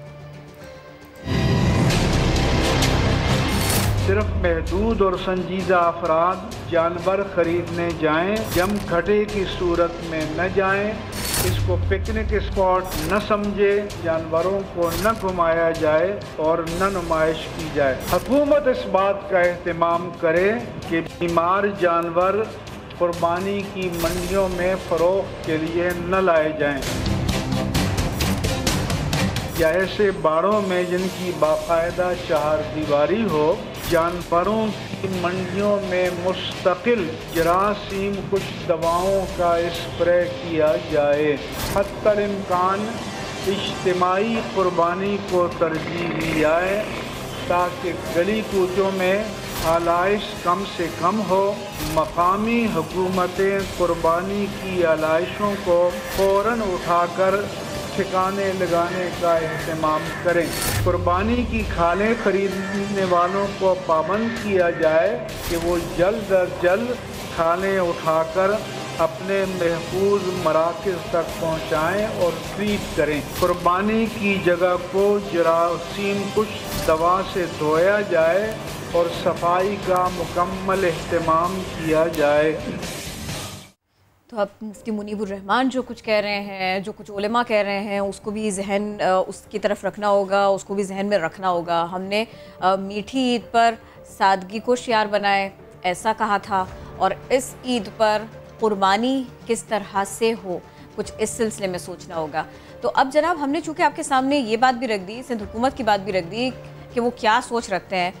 मंडी पर पाबंदी की बात उन्होंने की, इशारे कुछ ऐसे मिले, तो हमने सोचा कि क्यों ना फिर हम मंडी इंतज़ामिया से ही बात कर लेते हैं, वहाँ के इंतज़ामात पर ही बात कर लेते हैं और थोड़ी क्लैरिटी उनसे भी ले लेते हैं। यावर रज़ा साहब हमको ज्वाइन कर रहे हैं। अस्सलाम वालेकुम, वेलकम टू नया दिन। कैसे हैं आप? थोड़ा सा क्लियर करेंगे इस सिलसिले में आप, क्योंकि अभी तक जितनी भी गुफ्तगू सुनी और देखी गई है ना, थोड़ी सी कन्फ्यूजन आ गई है।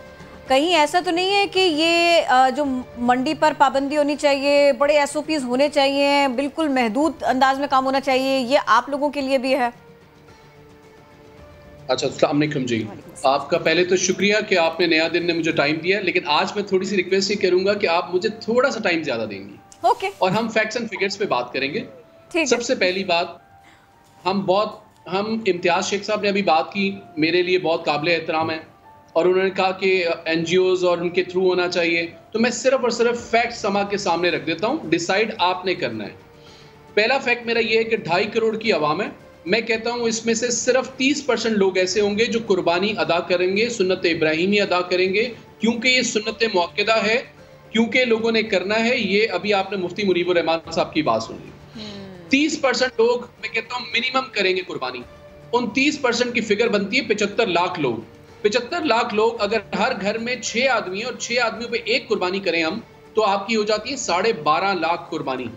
जब आप कहते हैं 12.5 लाख कुर्बानी कराची के शहरियों ने करनी है, तो ये प्रोवाइड करना रियासत की जिम्मेदारी है या आंखें बंद कर लेना है? फिर मैं दूसरी बात आपसे करता हूँ। अभी इम्तियाज शेख साहब ने कहा, हुकूमत के रिप्रेजेंटेटिव हैं, उन्होंने कहा कि आप NGOs के थ्रू, मैं आपको 7 ऑर्गेनाइजेशंस के नाम बताता हूं जो कराची में वाइड काम कर रही हैं, जिनका नेटवर्क अच्छा है। उसके बाद आपको 8वां अगर दिमाग में आ गया तो आप मुझे कहिएगा। मैं कहता हूं 7 को 14 कर लें, और 14 ऑर्गेनाइजेशन, हर ऑर्गेनाइजेशन को कहता हूं 10,000 कुर्बानी करो, जो उसके लिए पॉसिबल नहीं है। ठीक। और 10,000 करें तो 14 की होती है 1,40,000 की कुर्बानी। अब बाकी 11.5 लाख लोगों को या 11 लाख कुर्बानी के जानवर कौन प्रोवाइड करेगा? ये किसकी जिम्मेदारी है? आपने मुफ्ती मुनीबुर रहमान की तमाम उलमा इकराम, तमाम मकातब फिक्र, या तो कोई उलमा इकराम या डिफरेंट मकातब फिक्र के लोग कह देते हैं कि इस दफा कुर्बानी मत करें। देखें, मुसलमान ने कुर्बानी करनी है। आप बीइंग अ मुस्लिम, आपको ये ईमान है कि आप ये कुर्बानी करेंगे, सदका देंगे, ये खैरात करेंगे, तो अल्लाह ताला राजी हो जाएगा इस कोविड-19 के हवाले से। ये सब हकीकतें, इससे आप हट के फैसले नहीं कर सकते। अब मैं आ जाता हूं कि मैंने आपको क्लियर कर दिया कि 12.5 लाख जानवर कराची को प्रोवाइड करना रियासत की जिम्मेदारी, किसी और की नहीं। कोई ये रियासत का पावरफुल आदमी ये नहीं कह सकता कि ये हमारी जिम्मेदारी नहीं है, लोग खुद कर लें। ऑनलाइन की बात की आपने, ऑनलाइन के जो लोग इस वक्त कराची में मुंसलिक हैं, जो 100 रुपए की चीज से लेके 5,000 10,000 तक की चीजें ऑनलाइन पे बाइंग के लिए ऑर्डर करते हैं, वो 40 लाख लोग हैं इस 2.5 करोड़ की आवाम में से। बाकी 2 करोड़ 10 लाख लोग आज भी ऑनलाइन के बिजनेस से रिलेट नहीं करते। ये फैक्ट्स एंड फिगर की बात हो रही। अब ये जो लोग 40 लाख लोग इन्वॉल्व हैं ऑनलाइन पे, क्या वो आप अपने आप को ले लीजिए, आपने शायद लॉन के सूट वहां से ऑर्डर किए होंगे, क्या आप वहां से 50,000 रुपए का जानवर या 1 लाख का जानवर या 2 लाख का जानवर का ट्रस्ट कर सकते हैं? हमारा क्या सेटअप गवर्नमेंट ने ऐसा बनाया कि हम ऑनलाइन के ऊपर ट्रस्ट कर सकें? हम ऑर्डर कुछ और करते हैं, आता कुछ और है। तो ये सारी बातें निगेट करती हैं कि दिल की बात कर दी। सफेद बकरा मंगवाए, काला बकरा आ जाए, अगर ऐसा हो जाए ऑनलाइन। लेकिन ये बातें अगर ये बातें अगर साहिब इख्तिदार लोग करेंगे तो आपको खुद हंसना पड़ेगा कि यार कैसी बातें करें कि आप ऑनलाइन, मैं अपने लिए और आपके लिए बात नहीं कर रहा हूं, क्यूमुलेटिव सोच, आप इनफरादी सोचों से बाहर निकल के यावर साहब इस पर हम इस तरह भी तो बात कर सकते हैं कि गवर्नमेंट बात करे जो छोटी छोटी मंडियां लग जाती हैं शहर के अंदर, उससे ज्यादा खतरा है क्योंकि वहां पर एसओपीज पर अमल दरामद उस तरीके से करवाया नहीं जा सकता। But when we talk about this big mandi तो यहाँ पर थोड़ा सा पॉसिबल है क्योंकि आप लोग पहले दिन से इस पर काम कर भी रहे हैं, गवर्नमेंट से कंसल्टेशन भी आपकी हुई और एसओपीज बनाई भी गई और अमल दरामद हो भी रहा है। कितना हो रहा है ये मुझे आप बता दीजिए। सर हम पिछले 15 साल से इस मंडी को ऑर्गेनाइज करते हैं। आप ये देखिए कि इस मंडी को एक गेटेड कम्युनिटी में मंडी है। इस साल क्या इतनी सी सिचुएशन डिफरेंट है। हम सब मिलके, मैं समा, हम सब मिलके क्या इस सुन्नत इब्राहिमी अदा करने के लिए अपने रोल, अपने पार्ट प्ले नहीं कर सकते? बिल्कुल, क्या बिल्कुल। एक सिर्फ 1,000 एकड़ को हम लोगों को एसओपीज फॉलो नहीं करा सकते? हमारे पास डीजी रेंजर से हमने रिक्वेस्ट कर दी है, सिंध पुलिस चीफ से हमने, कराची पुलिस चीफ से हमने रिक्वेस्ट की है कि आप सपोर्ट करें। कराची में डिफरेंट मंडियां नहीं लगनी चाहिए, गली गली कूचों में नहीं लगना चाहिए, बीमारी फैलेगी। आप वहां पे एसओपीज और इतने बड़े एरिया के ऊपर जब मंडी लगाते हैं तो आप फॉलो करा सकते हैं। नहीं, अपनी मंडी का बताएं सर मुझे, यहाँ पर अमल दरामद करवाया जा रहा है 100%? जी बिल्कुल। देखिए आप एक गेट से आपकी एंट्री है, आपने कहा कि इस गेट से एंटर होते हुए आप विदाउट मास्क एंटर नहीं होंगे, छोटे बच्चे एंटर नहीं होंगे, बुजुर्ग एंटर नहीं होंगे, खवातीन को सर ये तो हमने लास्ट टाइम भी बात की कि छोटे बच्चे ना आए, खवातीन ना आए, बुजुर्ग ना आए। इन एक्चुअल ऐसा हो रहा है? शहरी इस पर अमल कर भी रहे हैं या आप लोगों को वाकई रोकना पड़ रहा है कि प्लीज ये बच्चे बाहर रहे हैं, बच्चे नहीं जा सकते, करना पड़ रहा है आपको? देखिए हम अलामती सजाएं भी वहां पे दे रहे हैं। जो बच्चे, जो छोटे बच्चे आ जाते हैं वो सजाएं क्या है? फैमिलीज को रोक के भी शर्मिंदा करते हैं कि नहीं ऐसा मत कीजिए, आपके बच्चे आपके लिए बहुत इंपॉर्टेंट हैं। हर तरह से हम इसको, देखिए मेरा फर्ज क्या है कि मैं इसको इम्प्लीमेंट करवाऊं, आपका फर्ज है आप थ्रू अपने चैनल के थ्रू इस बात को कम्युनिकेट करें कि आपकी जिंदगियां बहुत इंपॉर्टेंट है। हुकूमत की जिम्मेदारी है कि हर तरह से इसको पॉसिबल करे, पॉसिबल भी करे, फैसिलिटेट भी करे। मुझे एक बात बताइएगा, इस वक्त तक अभी तक कितने लोग हैं कि जो अपना मवेशी यहाँ पर खरीदो फरोख्त के लिए लेकर आ गए, और अगर खुदा न खास्ता एसओपीज के ऊपर जोर दें, नहीं हो पा रहा है या कोई भी बात बन जाती है और वहाँ पर फिर वैसे खरीदो फरोख्त नहीं हो पाती, कितने लोग मुतासर होंगे? कितने लोग इस वक्त मंडी में पहुंचे हुए हैं? कुछ अंदाजा इसका है सर, बता सकते हैं? देखिए मैं आपको बताऊं कि ये जो व्यापारी है ना, जिन्होंने ये हमें 6-8 लाख 10 लाख 12 लाख जानवरों का टर्नआउट देना है, ये व्यापारी हैं कोई 30,000 फैमिलीज, 30,000 फैमिलीज। एक स्टॉल के साथ उसके 8 लोग होते हैं जो उसके जानवरों को संभालते हैं, वो चारे बनाते हैं, वहाँ उनके एक पूरा शहर आबाद होता है। अब ये 30-35,000 40,000 लोग, इनके पीछे इनके खानदान, तो ये एक बहुत बड़ा सर्कल है। यहाँ पे एडमिनिस्ट्रेशन के लोग 1000-1500 लोग, आपके क्या कहते हैं पार्किंग के लोग, आपके पानी प्रोवाइड करने वाले, आपके चारा प्रोवाइड करने वाले, आपके स्टॉल्स प्रोवाइड करने वाले, ये बहुत बड़ी एक कम्युनिटी है जिसको इससे फाइनेंशियली भी मूवमेंट मिलनी है। ठीक सर, एक बात और, आपने हमारे शो में लास्ट टाइम ही कहा था, क्योंकि जो लास्ट ईयर हमने देखा सिचुएशन को, बारिशों के बाद वहाँ पर पानी खड़ा हुआ, आपने कहा कि इस बार इंतजामात बहुत बेहतर हैं, नकासी आपका बेहतर इंतजाम किया गया, लेकिन उसके 2 रोज़ बाद हमारे ही रिपोर्टर सलमान अहमद वहाँ पर गए थे और उन्होंने कहा था कि ऐसा मामला नहीं है, जो व्यापारी हैं वो भी शिकवा कर रहे हैं। इस बात का नोटिस लिया आपने? अच्छा देखिए, दो सवाल आपने दे दिए। एक तो सवाल ये था कि बारिशें होंगी, तो मैं तो इस दफ़ा आप लोगों से रिक्वेस्ट करूंगा कि 3 दिन के वेदर फोरकास्ट है, हम आवाम से अपील करेंगे कि आपने बारिशों में नहीं आना। ठीक, आपको जरूरत नहीं है। इस दफा की मंडी और पहले की मंडियों से बहुत डिफरेंट है। देखिए हमने इस दफा मंडी के अंदर फ्री ब्लॉक भी दिया व्यापारियों के लिए, कोई रेट का इंक्रीज नहीं है पिछले साल से इस साल, कोई एक चीज का इंक्रीज नहीं है, फैसिलिटेट किया व्यापारी को। आप जी नकासी आपका इंतजाम आपने कहा था बेहतर हुआ है, ऑन ग्राउंड ऐसा नहीं है, नोटिस लिया आपने? बेहतर कर रहे हैं उसको, व्यापारियों की शिकवे शिकायत हैं? अच्छा हम देखें, ये इट्स अ कंटिन्यूअस प्रोसेस, हम तमाम शिकवे शिकायत लेते हैं और रोज उनसे कहते हैं कि हमें बताओ कहाँ पे कोई चीज कमी नजर आ रही है। ठीक है, हम उसकी इम्प्लीमेंटेशन, ठीक है, आप लोग पूरी कोशिश करें। बेहद शुक्रिया यावर साहब।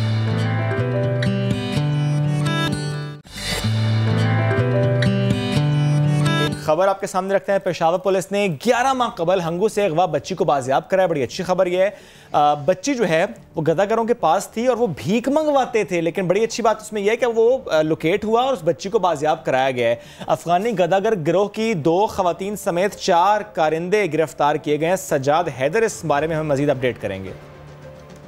जी बिल्कुल, हम इस टाइम यहाँ पर पुलिस स्टेशन गुलबहार में मौजूद है और गुलबहार पुलिस स्टेशन की जानिब से जो है एक अहम कार्रवाई की गई और इस कार्रवाई में जो है एक भीख मांगने वाली बच्ची थी जो कि यहाँ पर SHO बाहर निकला तो वो रो रही थी। तो SHO ने उससे पूछा कि तुम क्यों रो रही हो, तो उसने कहा कि मुझसे यहाँ पर ज़बरदस्ती भीख मंगवाई जा रही है। जब SHO उसे थाने लेके आया और उसकी तफ्तीश की तो ये कड़ी जो है एक ग्रोह तक जा पहुँची। उस ग्रोह को जो है फिर पुलिस ने गिरफ्तार किया, जिसमें 2 मर्द और 2 खवातीन शामिल है और चारों का ताल्लुक जो है अफगानिस्तान से, अफगानी रिहायशी बताए जाते हैं, जिन्होंने बच्ची को जो है 4 लाख रुपए में ख़रीदा था। बच्ची को जो है तफ्तीश के दौरान ये मालूम हुआ है कि टल हंगू के इलाके से 11 माह कबल जो है अगवा किया गया था और उसको फिर यहाँ पे पेशावर पब्बी के इलाके में 8 लाख रुपए में जो है फ़रोख्त किया गया था और उसने नेटवर्क ने आगे फिर इनको जो है 4 लाख रुपए में जो है फ़रोख्त किया था और ये 2-3 ग्रोह से होती हुई ये बच्ची यहाँ पर पेशावर पहुँची थी। बच्ची का ये कहना है कि उसको सुबह के टाइम जो है नशा और कुछ दवाई भी दी जाती थी और उस पर तशद्दुद भी किया जाता था। जिस दिन वो जो है कम भीख मांग के लेके आती थी, पैसे कम इकट्ठे होते थे, तो बच्ची की जानिब से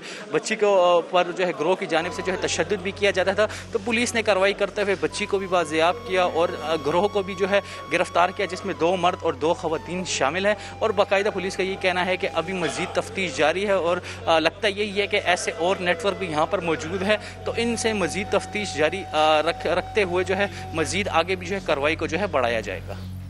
बहुत शुक्रिया, आप हमें अपडेट कर रहे थे इस सिलसिले में। खुदा ना करे किसी का बच्चा उसकी नज़रों से ओझल हो, खुदा ना करे, और फिर उसके बाद में इस किस्म का वाक़या रिपोर्ट हो जाना। ये बच्ची खुशकिस्मत है, इसके वालिदैन, इसकी फैमिली, इसका कुनबा, इसका ख़ानदान खुशकिस्मत है कि बच्ची मिल गई इनको दोबारा। गदागरों के पास से एक तो ये कि उसको लोकेट करना बहुत मुश्किल होता है, कार्रवाई करना बहुत मुश्किल होता है, बाजियाबी चैलेंज होता है, लेकिन हमारे पास ये खबर ऐसी आ गई, ये मामला ऐसा बन गया कि इसके ऊपर तफसील से बात भी करनी पड़ी। हम इस सिलसिले में बात करेंगे। SP सिटी पेशावर वक़ार अजीम साहब हमको ज्वाइन कर चुके हैं। अस्सलाम वालेकुम, कैसे हैं आप? ये बड़ा इत्मीनान दे गई खबर कि एक बच्ची को ढूंढ लिया गया, उसको उसकी फैमिली से मिलवा दिया गया, लेकिन ये सब कुछ यकीनन बहुत मुश्किल रहा। आप लोगों को लीड कैसे मिली? आप लोग कैसे वो जो एक पहला धागा होता है, सब पहला सिरा होता है, वो क्या बना इस सारे केस में? थैंक यू जी, आपने इस खबर को नोटिस किया और इसको लोगों तक ये ताकि स्टोरी पहुंचे, ये कि दिल दहला देने वाली एक कहानी है। और पेशावर पुलिस एक वो पुलिस है जो जिसका एक मोटो है कि आउटरीच हमारी ज़्यादा से ज़्यादा होनी चाहिए पब्लिक तक। SHO गश्त पे बाहर निकला हुआ था, तो वो जो हमारे अड्डे हैं वो चेक कर रहा था, जो एरिया में बस स्टेशन हैं, तो उसके करीब ये बच्ची रो रही थी।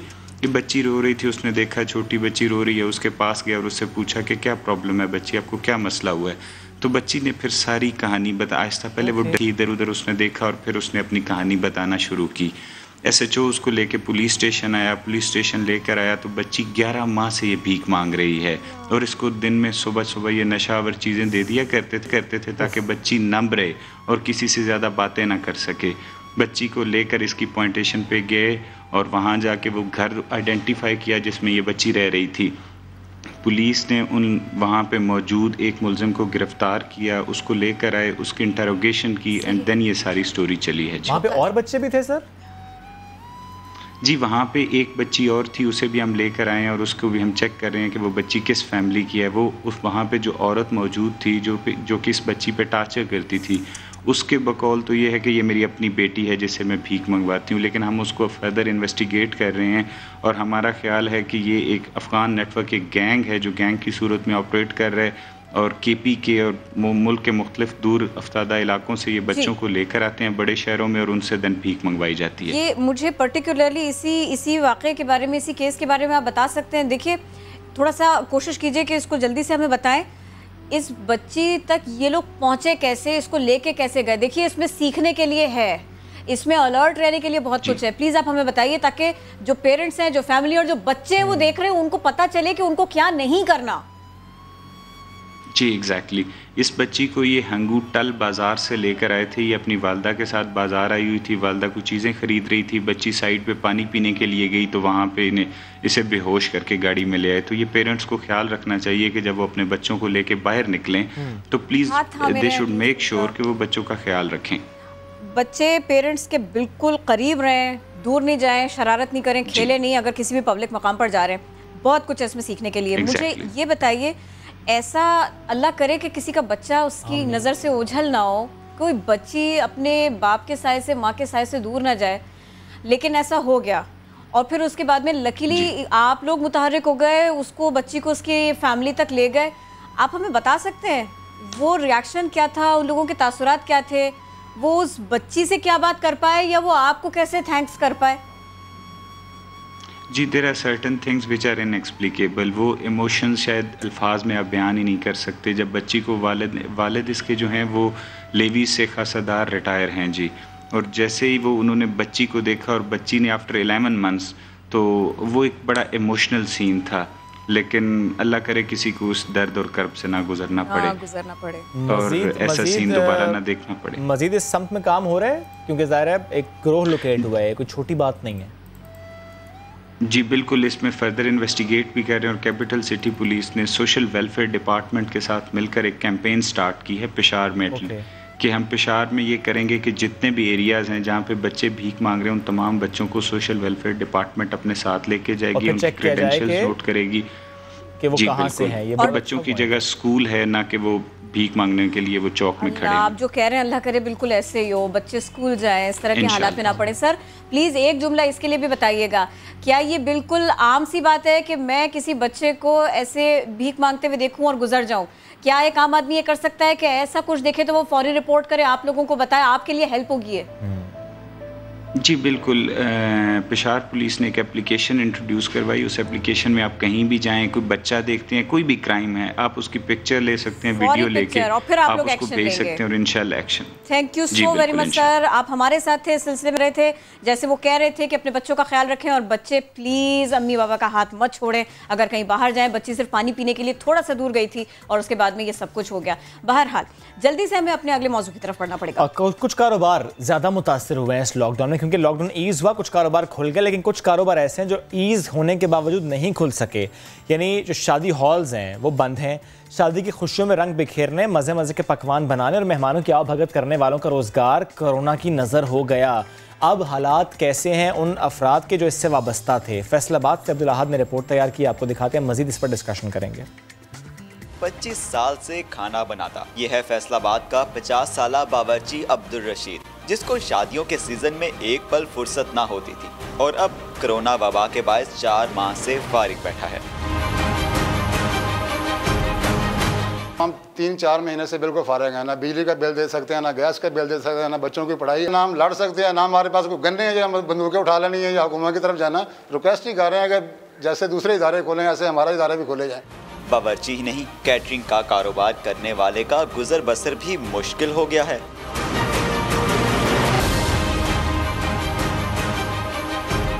फैसलाबाद हम हाथ लगाएं तो तकरीबन कोई 70 से 80 हज़ार हमारे डायरेक्ट एम्प्लॉई हैं। मार्केट इन्होंने बंद कर दी हैं। इन्होंने रस्ते में हमारे रक्शे, हमारी वैगने रोकने के बाद म्यूनसिपल कॉर्पोरेशन में ये लोग ले गए।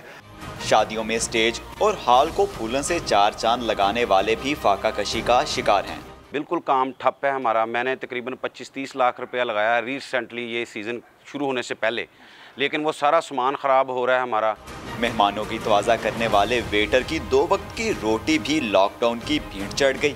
मुझे 4 महीने हो गए हैं, मैंने किसी इवेंट के अंदर सर्विस नहीं की। बच्चों को पढ़ाना तो बहुत दूर की बात, हम उनकी रोटी रोज़ी पूरी करनी हमारे लिए बहुत मुश्किल हो गया है। शादियों से मुंसलिक lighting, movie maker, sound system समेत दर्जनों छोटे कारोबार वाले अफराद हुकूमती रिलीफ के मुंतजिर हैं। कोरोना वायरस के बायस ना सिर्फ शादी ब्याह की रौनकें फीकी पड़ गई हैं, बल्कि शादी की तकरीबात के कारोबार से जुड़े हजारों अफराद भी बेरोजगार हो चुके हैं। कैमरामैन रिजवान साबरी के साथ अब्दुल अहद, समा, फैसलाबाद। कोरोना वायरस के बायस लॉकडाउन से मुल्तान में सैकड़ों मैरिज हॉल्स बंद होने से हज़ारों मुलाजमीन बेरोजगार हो गए हैं। होटल्स बंद होने की वजह से मुल्तान के वेटर मोहम्मद हुसैन के घर फाकों की नौबत आ गई है। मोहसिन अली की रिपोर्ट देखिए। कोरोना वायरस से दिहाड़ीदार तबका परेशान। तवील बंदिश से शादी हाल्स में काम करने वाले वेटर्स बेरोजगार हो गए। मुल्तान का रिहायशी वेटर मोहम्मद हुसैन 3 माह से रोजगार न होने की वजह से शदीद परेशानी का शिकार है। मैं जो है ना पहले ये शादी हाल वेटर का काम करता था होटलों में। अब जब का लॉकडाउन हुआ है ना बहुत मुश्किल है, कारोबार है नहीं। घर के बिजली के बिल भरने होते हैं, गैस का बिल भरना, लेकिन बहुत परेशानी है। पहले 10 रुपये देते थे, आजकल वो वहीं भी नहीं मिलते। बहुत दिल करता है चीज़ें खाने का, लेकिन अबू के पास पैसे नहीं होते, इसलिए मांगता नहीं हूँ। 3 माह के दौरान मुल्तान में 200 से ज़ायद शादी हाउस बंद होने से 10,000 मुलाजमीन बेरोजगार हो चुके हैं। मेरे शौहर वेटरिंग का काम करते थे, जो 10-12 हज़ार रुपये महीना ले आते थे, तो घर का कोई सर्कट चल जाता था। जब से ये 3 महीने को दौरान लॉकडाउन हुआ है तो घर कोई रोज़गार नहीं है, घर में बैठे हैं सब, बहुत परेशानी है। शादी हाल्स में काम करने वाले वेटर्स ने हुकूमत से मुतालबा किया है कि SOPs के तहत होटल्स और मैरिज हाल्स खोलने की इजाज़त दी जाए ताकि उनको रोज़गार कमाने का मौका मिल सके। कैमरामैन चौधरी महबूब के साथ मोहसिन अली, समा, मुल्तान। तो ये एक बहुत बड़ा मामला है और आने वाले दिनों में कुछ बेहतरी होगी, इसके बारे में कुछ कहा नहीं जा सकता। यानी ये परेशानियां जो की दूर रहेंगी। शादी हॉल्स खुलेंगे, घरों में फाके हो रहे हैं इसी इंतज़ार में। कराची के शादी हॉल मुलाजिमीन ने अब सड़कों पर निकलना शुरू किया है।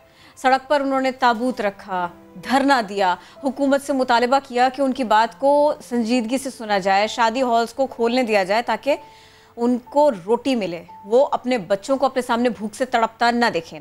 इसी बारे में बात करेंगे। मैरिज हॉल एसोसिएशन के जनरल सेक्रेटरी ख्वाजा तारिक साहब हमको ज्वाइन कर चुके हैं। अस्सलाम वालेकुम, कैसे हैं आप? ये फरमाइए, पिछले कई दिनों से आप लोग एहतजाज कर रहे हैं, एहतजाज रिकॉर्ड करवा रहे हैं, कुछ आपको नज़र आती, कोई रोशनी थोड़ी सी महसूस हुई, दिखाई दी? किसी ने आपसे, किसी हुकूमती नुमाइंदे ने आप लोगों से राबिता किया, वो चाहे शादी हॉल्स को खोलने की बात हो या उनको बंद रखते हुए जो दीगर लोग इससे एसोसिएटेड हैं उनको हेल्प करने की बात हो? जी अस्सलाम वालेकुम। देखें, ऐसा है कि हुकूमती किसी नुमाइंदे ने हमसे रब्ता नहीं किया।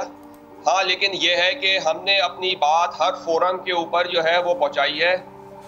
कोविड कमेटी की जो प्रोविंशियल गवर्नमेंट की टीम है, हम उनसे इंडिविजुअली भी मिले और उनके साथ कंबाइंड हमारी कमिश्नर ऑफिस में कमिश्नर साहब के साथ मीटिंग भी हुई है। हमने हर तरह की अपील्स भी इनको पहुंचाई हैं। हमने 2 हफ्ते पहले अपने जो SOPs हमने इनके पास जमा कराए थे, हमने उसकी फिजिकल डेमोन्स्ट्रेशन भी दी है। इस वक्त आपने देखा होगा कि गवर्नमेंट की तरफ से कि हमको बड़ी एश्योरेंस दिलाई गई थी कि जी वो हमारा मौक़िफ़ जो है वो पॉजिटिव अंदाज में और रेकमेंड करेंगे। NCOC की जो फेडरल गवर्नमेंट की मीटिंग है, जहाँ पे बिजनेस कैटेगरीज को अलाउ किया जाता है, वहाँ पे वो उसको रेकमेंड करेंगे। लेकिन अनफॉर्चुनेटली जब NCOC की मीटिंग आई है तो हमारे पास जब वो मौक़िफ़ TV के ऊपर चला है वज़ीर आला साहब का कि जी वो शादी हालों को बंद रखने की उन्होंने सिफारिश की है, तो ये तो हमारे समझ में नहीं आता कि हमसे बात कुछ की जाती है, लेकिन जब रिकमेंडेशन की बात आती है तो वहाँ पे नेगेटिव रिकमेंडेशन की जाती है और सारा मलबा जो है वो फेडरल गवर्नमेंट की तरफ डाल दिया जाता है। लेकिन ये जो आपकी बात होती है, ये जो आपकी सिफारिशात सुनते हैं, वो कौन है? अगर आप नाम ले सकें, हुकूमती कौन सा नुमाइंदा जिससे आपकी बात होती है, जो आपको यकीन दिलाता है कि हम आपका ये मौक़िफ़ आगे लेकर जाएंगे? बातें सईद हनी साहब के साथ भी हुई है, नासिर हुसैन शाह साहब के साथ भी हुई है। जो हमारी एक ग्रैंड मीटिंग हुई थी उसके अंदर इम्तियाज शेख साहब भी शामिल थे, मुर्तजा वहाब साहब भी वहाँ पे मौजूद थे। ठीक है, इन सब ने आपको एश्योरेंस दी, लेकिन बात उस तरीके से आगे लेकर के लिए सर मुझे ये बताइएगा कि जब लॉकडाउन लगा कराची में, हमने सर उसके बाद देखा स्पेशली मार्केट्स की तरफ से प्रेशर बिल्ट हुआ, ऐसे एहतजाज हुए, ऐसे ऐलानात हुए, ऐसी प्रेस कॉन्फ्रेंसेज हुई जिसमें उन्होंने बाकायदा कहा कि हम इसके हामी नहीं है लॉकडाउन के और हम बाजार खोलेंगे। उन्होंने प्रेशर बिल्ड किया, उसके बाद हुकूमत से मुज़ाकरात हुए और हुकूमत ने अलाउ किया। ये प्रेशर आपकी तरफ से बिल्ड क्यों नहीं हुआ? सर देखें, बात यह है कि हम जो बेसिक हम लोग भी थोड़ा सा वेट कर रहे थे कि हालात बेहतर हो जाएं। अब हुआ यह है कि हमारे अभी आप देख रहे होंगे कि लोग एहतजाज पे निकल आए हैं। पिछले हफ्ते लेबर ने एहतजाज किया था नॉर्थ नाजाबाद के अंदर, इससे पहले भी एहतजाज।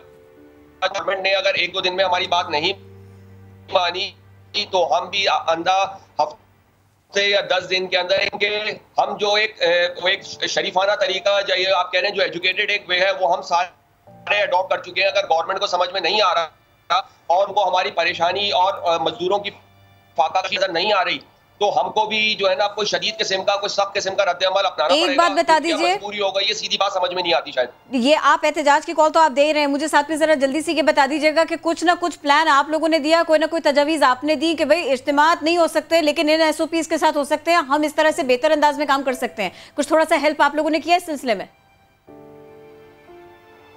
जी हमने उनको बिल्कुल ना सिर्फ बना करके दिए, हमने फिजिकल डेमोन्स्ट्रेशन भी मीडिया को बुला करके दी थी। उसके अंदर हमने बाकायदा बताया कि हम एंट्री से लेके अंदर सिटिंग तक हर चीज के अंदर जो भी गेस्ट आएगा उसको सैनिटाइज करेंगे, मास्क और ग्लव्स का जो लोगों का पहनना है वो लाजमी होगा। अगर लोग पहन के नहीं आएंगे तो शादी हाल की इंतजामिया उनको प्रोवाइड करेगी। हर टेबल पे हम ये फिजिकल डेमोन्स्ट्रेशन आपने बाकायदा करके दिखाई कि इन SOPs के तहत हम लोग काम कर सकते हैं, एटलीस्ट रोजगार उस तरीके से मुतासर होगा। नहीं बेहद शुक्रिया सर, साथ मौजूद थे आप और इस सिलसिले में हमसे गुफ्तगू कर रहे थे। कराची के मसाइल की बात कर लेते हैं, और मसाइल की बात हम इसलिए कर रहे हैं क्योंकि कुछ मसाइल ऐसे होते हैं जो बल्दियाती नुमाइंदों को हल करने होते हैं, लेकिन जो बल्दियाती नुमाइंदे हैं वो कहते हैं कि ये इख्तियारात नहीं है, या वो कहते हैं कि फंड्स नहीं है, रोना बहुत पुराना हो चुका है। और शहरी सिर्फ ये सोचते हैं कि अब हम रोएं तो किसके सामने रोएं, फरियाद करें तो किसके सामने करें। पानी, बिजली, ये मसाइल तो हैं, इसका तो अंबार लगे, लेकिन अब प्रॉब्लम यह है कि अगर वेदर चेंज होता चला जाएगा तो फिर उसके बाद में क्या होगा? क्या इस सिलसिले में कुछ काम भी किया गया है? तो हम आज इसी बारे में बात करेंगे। कराची के सुल्तान यानी मेयर वसीम अख्तर साहब हमने उनसे कमिटमेंट ली थी, हमें टाइम दीजिएगा थोड़ा सा, तो वो मान भी गए, हो भी गया जनाब। ये वेलकम टू नया दिन। ये फरमाइएगा, कराची में बिजली, पानी, सीवरेज, पार्किंग, इस सब के लिए एक एक माफिया मौजूद है और उन्हीं का राज है। कराची वालों का कोई सुनने वाला है जो इस मसले को हल कर दे, इन मसाइल को हल कर दे, या बस सिर्फ और सिर्फ लाइन में लगिए, वोट दीजिए और फिर उसके बाद में यही सुनिए कि मेरे पास इख्तियारात नहीं है? जी देखें, कराची का जो मेरा ये 4 साल एक्सपीरियंस रहा है, कराची के मसले बहुत बढ़ चुके हैं और इस तरह से रिजॉल्व नहीं होंगे, ना वो सिंध गवर्नमेंट रिजॉल्व कर सकती और ना फेडरल गवर्नमेंट, क्योंकि कराची के इश्यूज बहुत सारे ऐसे हैं जो सिंध गवर्नमेंट से पर्टेन करते हैं, बहुत सारे इश्यूज फेडरल गवर्नमेंट से पर्टेन करते हैं। फेडरल लैंड ओनिंग एजेंसीज मौजूद हैं यहाँ, जो ज़मीनें जो फेडरल गवर्नमेंट के पास हैं वो इख्तियारात फेडरल गवर्नमेंट के पास हैं, कुछ परसेंटेज सिंध गवर्नमेंट के पास है लैंड कंट्रोल की। KMC के पास तो बहुत कम हिस्सा बनता है।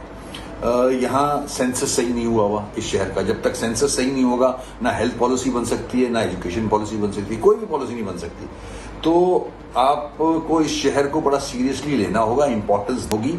ये शहर पूरे मुल्क को चलाता है, 2 पोर्ट्स हैं इस शहर में, इसको आपने सीरियस नहीं लिया, चाहे वो फेडरल गवर्नमेंट हो चाहे वो सूबे की हुकूमत हो। सिर्फ यहाँ से टैक्सेस वसूल तो किए जाते हैं मगर इस शहर के जो इश्यूज हैं वो रिजॉल्व नहीं किए जाते। मेरे ख्याल में अरसे से पानी का इशू चला आ रहा है, कोई सीरियस नहीं लेता, ना फेडरल गवर्नमेंट ना सूबे की हुकूमत। K4 अभी तक खटाई में पड़ा हुआ है, S3 को कोई देखने वाला नहीं है, ट्रांसपोर्ट एक बस नहीं है, 12 सालों में एक बस नहीं चली इस शहर में। तो ये KMC सारे मसले हल नहीं कर सकता। इस पे तो जो साहिब इक़्तिदार है मुल्क का उसको बैठना होगा, सीरियस लेना होगा इन इश्यूज को, क्योंकि सीरियस इसलिए लेना होगा, ये रेवेन्यू पूरे मुल्क को देता है और पूरे सूबे को देता है। अगर जिस डाल पे बैठे हैं उसी को काट रहे हैं तो फिर नुकसान हो सकता है इस मुल्क को। तो मैं समझता हूँ कराची के इश्यूज को प्रायोरिटी दे के सारे मसले हल करने होंगे, चाहे प्राइम मिनिस्टर साहब आके बैठे हैं या चीफ मिनिस्टर साहब को साथ लेके बैठे हैं।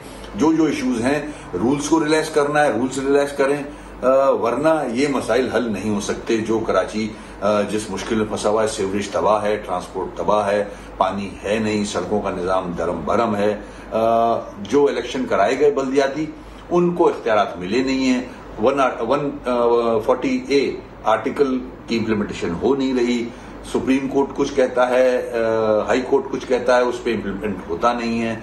ऐसा जो इशू है कराची का वो हल नहीं हो सकते जब तक सब सीरियसली इसको नहीं लेंगे। जो आखिर में आपने बात की इख्तियारात से मुताल्लिक, और ज़ाहिर आपने कहा कि बहुत से इदारे भी इसमें इन्वॉल्व हैं, कोर्ट्स भी इन्वॉल्व हैं, लेकिन फिर भी उस तरीके से अमल दरामद हुआ नहीं। सर अगर मसला यही रहे, इख्तियारात का मसला रहे, फंड्स का मसला रहे, सिंध और वफाक की जंग का मसला रहे, पिस्ती अवाम रहे, तो फिर अवाम को बाहर निकलना चाहिए वोट देने के लिए। अगर आइंदा बल्दियाती इंतखाबात होते हैं तो चुनना चाहिए इन नुमाइंदों को जो कर कुछ नहीं सकते। और कराची से वोटर इसीलिए निकलता नहीं है घर से जब इलेक्शन आते हैं, शायद यही हालात हैं जो बदलते नहीं है। देखिए, ये फंक्शन जो है वो केएमसी के पास है। नाले कोई तकरीबन 40 नाले हैं बड़े, और छोटे नाले कोई 500 के करीब हैं मुख्तलिफ डिस्ट्रिक्ट्स में।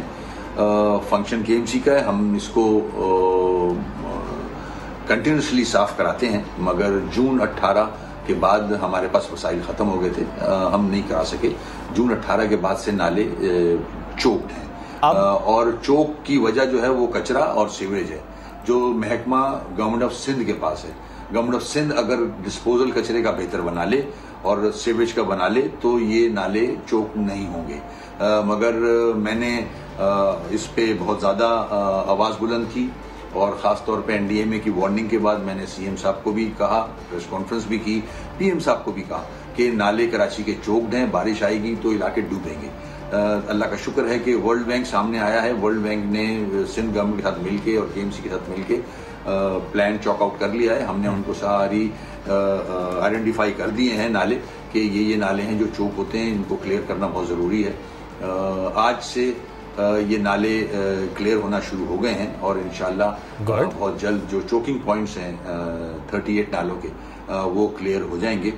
मैं खुद इन चीज़ों को मॉनिटर कर रहा हूँ। उम्मीद करता हूँ कि जो बारिश आएगी इसमें कम से कम नालों को हम क्लियर कर लेंगे। ठीक है, अच्छी खबर आपने दी। सफाई से मुताल्लिक जो चोकिंग पॉइंट्स हैं उनको आप क्लियर कराएंगे, क्योंकि अगर बारिश होती है और ज़्यादा बारिश होती है तो मसले ज़्यादा हो जाते हैं, इसलिए आप उस पर काम करें। बहुत शुक्रिया, साथ मौजूद थे। अब ज़्यादा बारिश से हमेशा एक जुमला ज़हन में आता है, इसलिए मुस्कुराहट आ जाती है। एनीवेज जी, अब कोरोना से जो मुतासर आवाम है उनसे मुताल्लिक हम गुफ्तगू करते हैं। जब डॉक्टर ये कहे, जब हुकूमत ये कहे, जब एडवाइजरी ये हो कि आपने अकेला रहना और ऐसे वक्त में आप उसे अकेला छोड़ दें, तो फिर कितने साइकोलॉजिकल प्रॉब्लम्स जन्म लेते हैं, इसकी आज हम प्रोग्राम के हिस्से में बात कर लेते हैं। और सिर्फ यही नहीं, हम सिर्फ कोरोना पेशेंट की बात नहीं कर रहे, जो उसकी फैमिली है वो कहाँ पर सफ़र करते हैं। एक कॉल कर देना कितना ज़रूरी होता है। तो पहले हम इस सिलसिले में आज हमने कहा कि हम इसके ऊपर बात भी करेंगे, और मौका ऐसा बन गया जी, तस्कीन हेल्थ इनिशिएटिव उन्होंने एक वीडियो भी इसके ऊपर शेयर कर ली। तो हम इस वीडियो से क्या कुछ सीख सकते हैं वो हम समझने की भी कोशिश करेंगे। हमारा साथ देंगे क्लिनिकल साइकोलॉजिस्ट ताहा साबरी, लेकिन पहले हम आपको ये वीडियो दिखाते हैं। तो पैगाम अच्छा था, लेकिन इसको थोड़ा सा समझने की भी ज़रूरत है, ऐसे कि आपको भी बात समझ में आए, हमें भी बात करने में मज़ा आए। सादा सा स्टाइल है। ताहा हमारे साथ हैं, वेलकम करते हैं आपको। कैसे आप ये बताइए, केयर करनी है और आगे बढ़कर करनी है और महदूद रहते हुए करनी है। अब ये सब कुछ करना इतना आसान तो है नहीं। वीडियो हमने आपकी देख ली, थोड़ा सा एलेबरेट कीजिए, लोगों को आपकी बात बहुत समझ में आती है।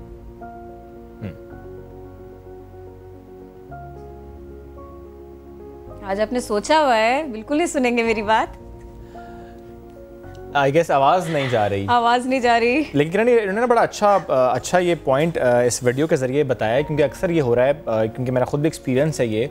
कुछ फैमिलीज़ को मैं जानता हूँ जहाँ पर जो बुज़ुर्ग हैं, जब उन्हें कोरोना हुआ उसकी वजह से वाकई पूरी फैमिली डिस्टर्ब। और किरण, वो बुज़ुर्ग जो घर से बाहर निकलते नहीं थे उनको कोरोना हुआ। तो जब हम पहले दिन से ये बात करते आ रहे हैं, लोग परेशान हो गए कि तो बाहर नहीं निकल। दैट मीन्स कि घर का एक ऐसा फ़र्द है जो कोरोना वायरस बाहर से लेकर आया है, वो घर का वो फ़र्द, उसे कोरोना का कोई सिम्टम नहीं हुआ, ना उनको मालूम है किसी को कोरोना है या नहीं। बट वो जो बुजुर्ग हैं वो अस्पताल में इस वक्त एडमिट, आप मिल नहीं सकते।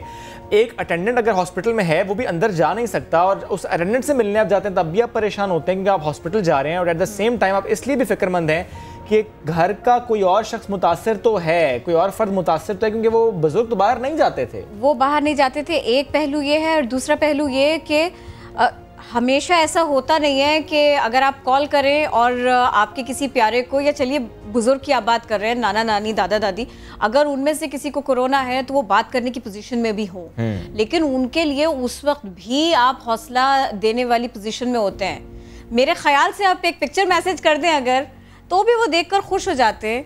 वो आपका ऑडियो सुन सकते हैं उस वक्त भी। कम्युनिकेट करना, इंटरेक्ट करना, अगर वहाँ से जवाब नहीं भी आ रहा, वो जो ब्लू टिक आता है ना, यकीन कीजिए वो लाइफलाइन लगने लग जाता है। ताहा ये सिर्फ और सिर्फ फैमिली की ही जिम्मेदारी नहीं है। ये अगर जैसे आपने वीडियो में दिखाया दादाजी हो, नाना जी हो, तो ये सिर्फ और सिर्फ बच्चों और उनके बच्चों की जिम्मेदारी नहीं है। ऐसा तो कोई भी कर सकता है। इस तरह से कम्युनिकेट तो कोई भी कर सकता है और करना भी चाहिए। बिल्कुल बिल्कुल।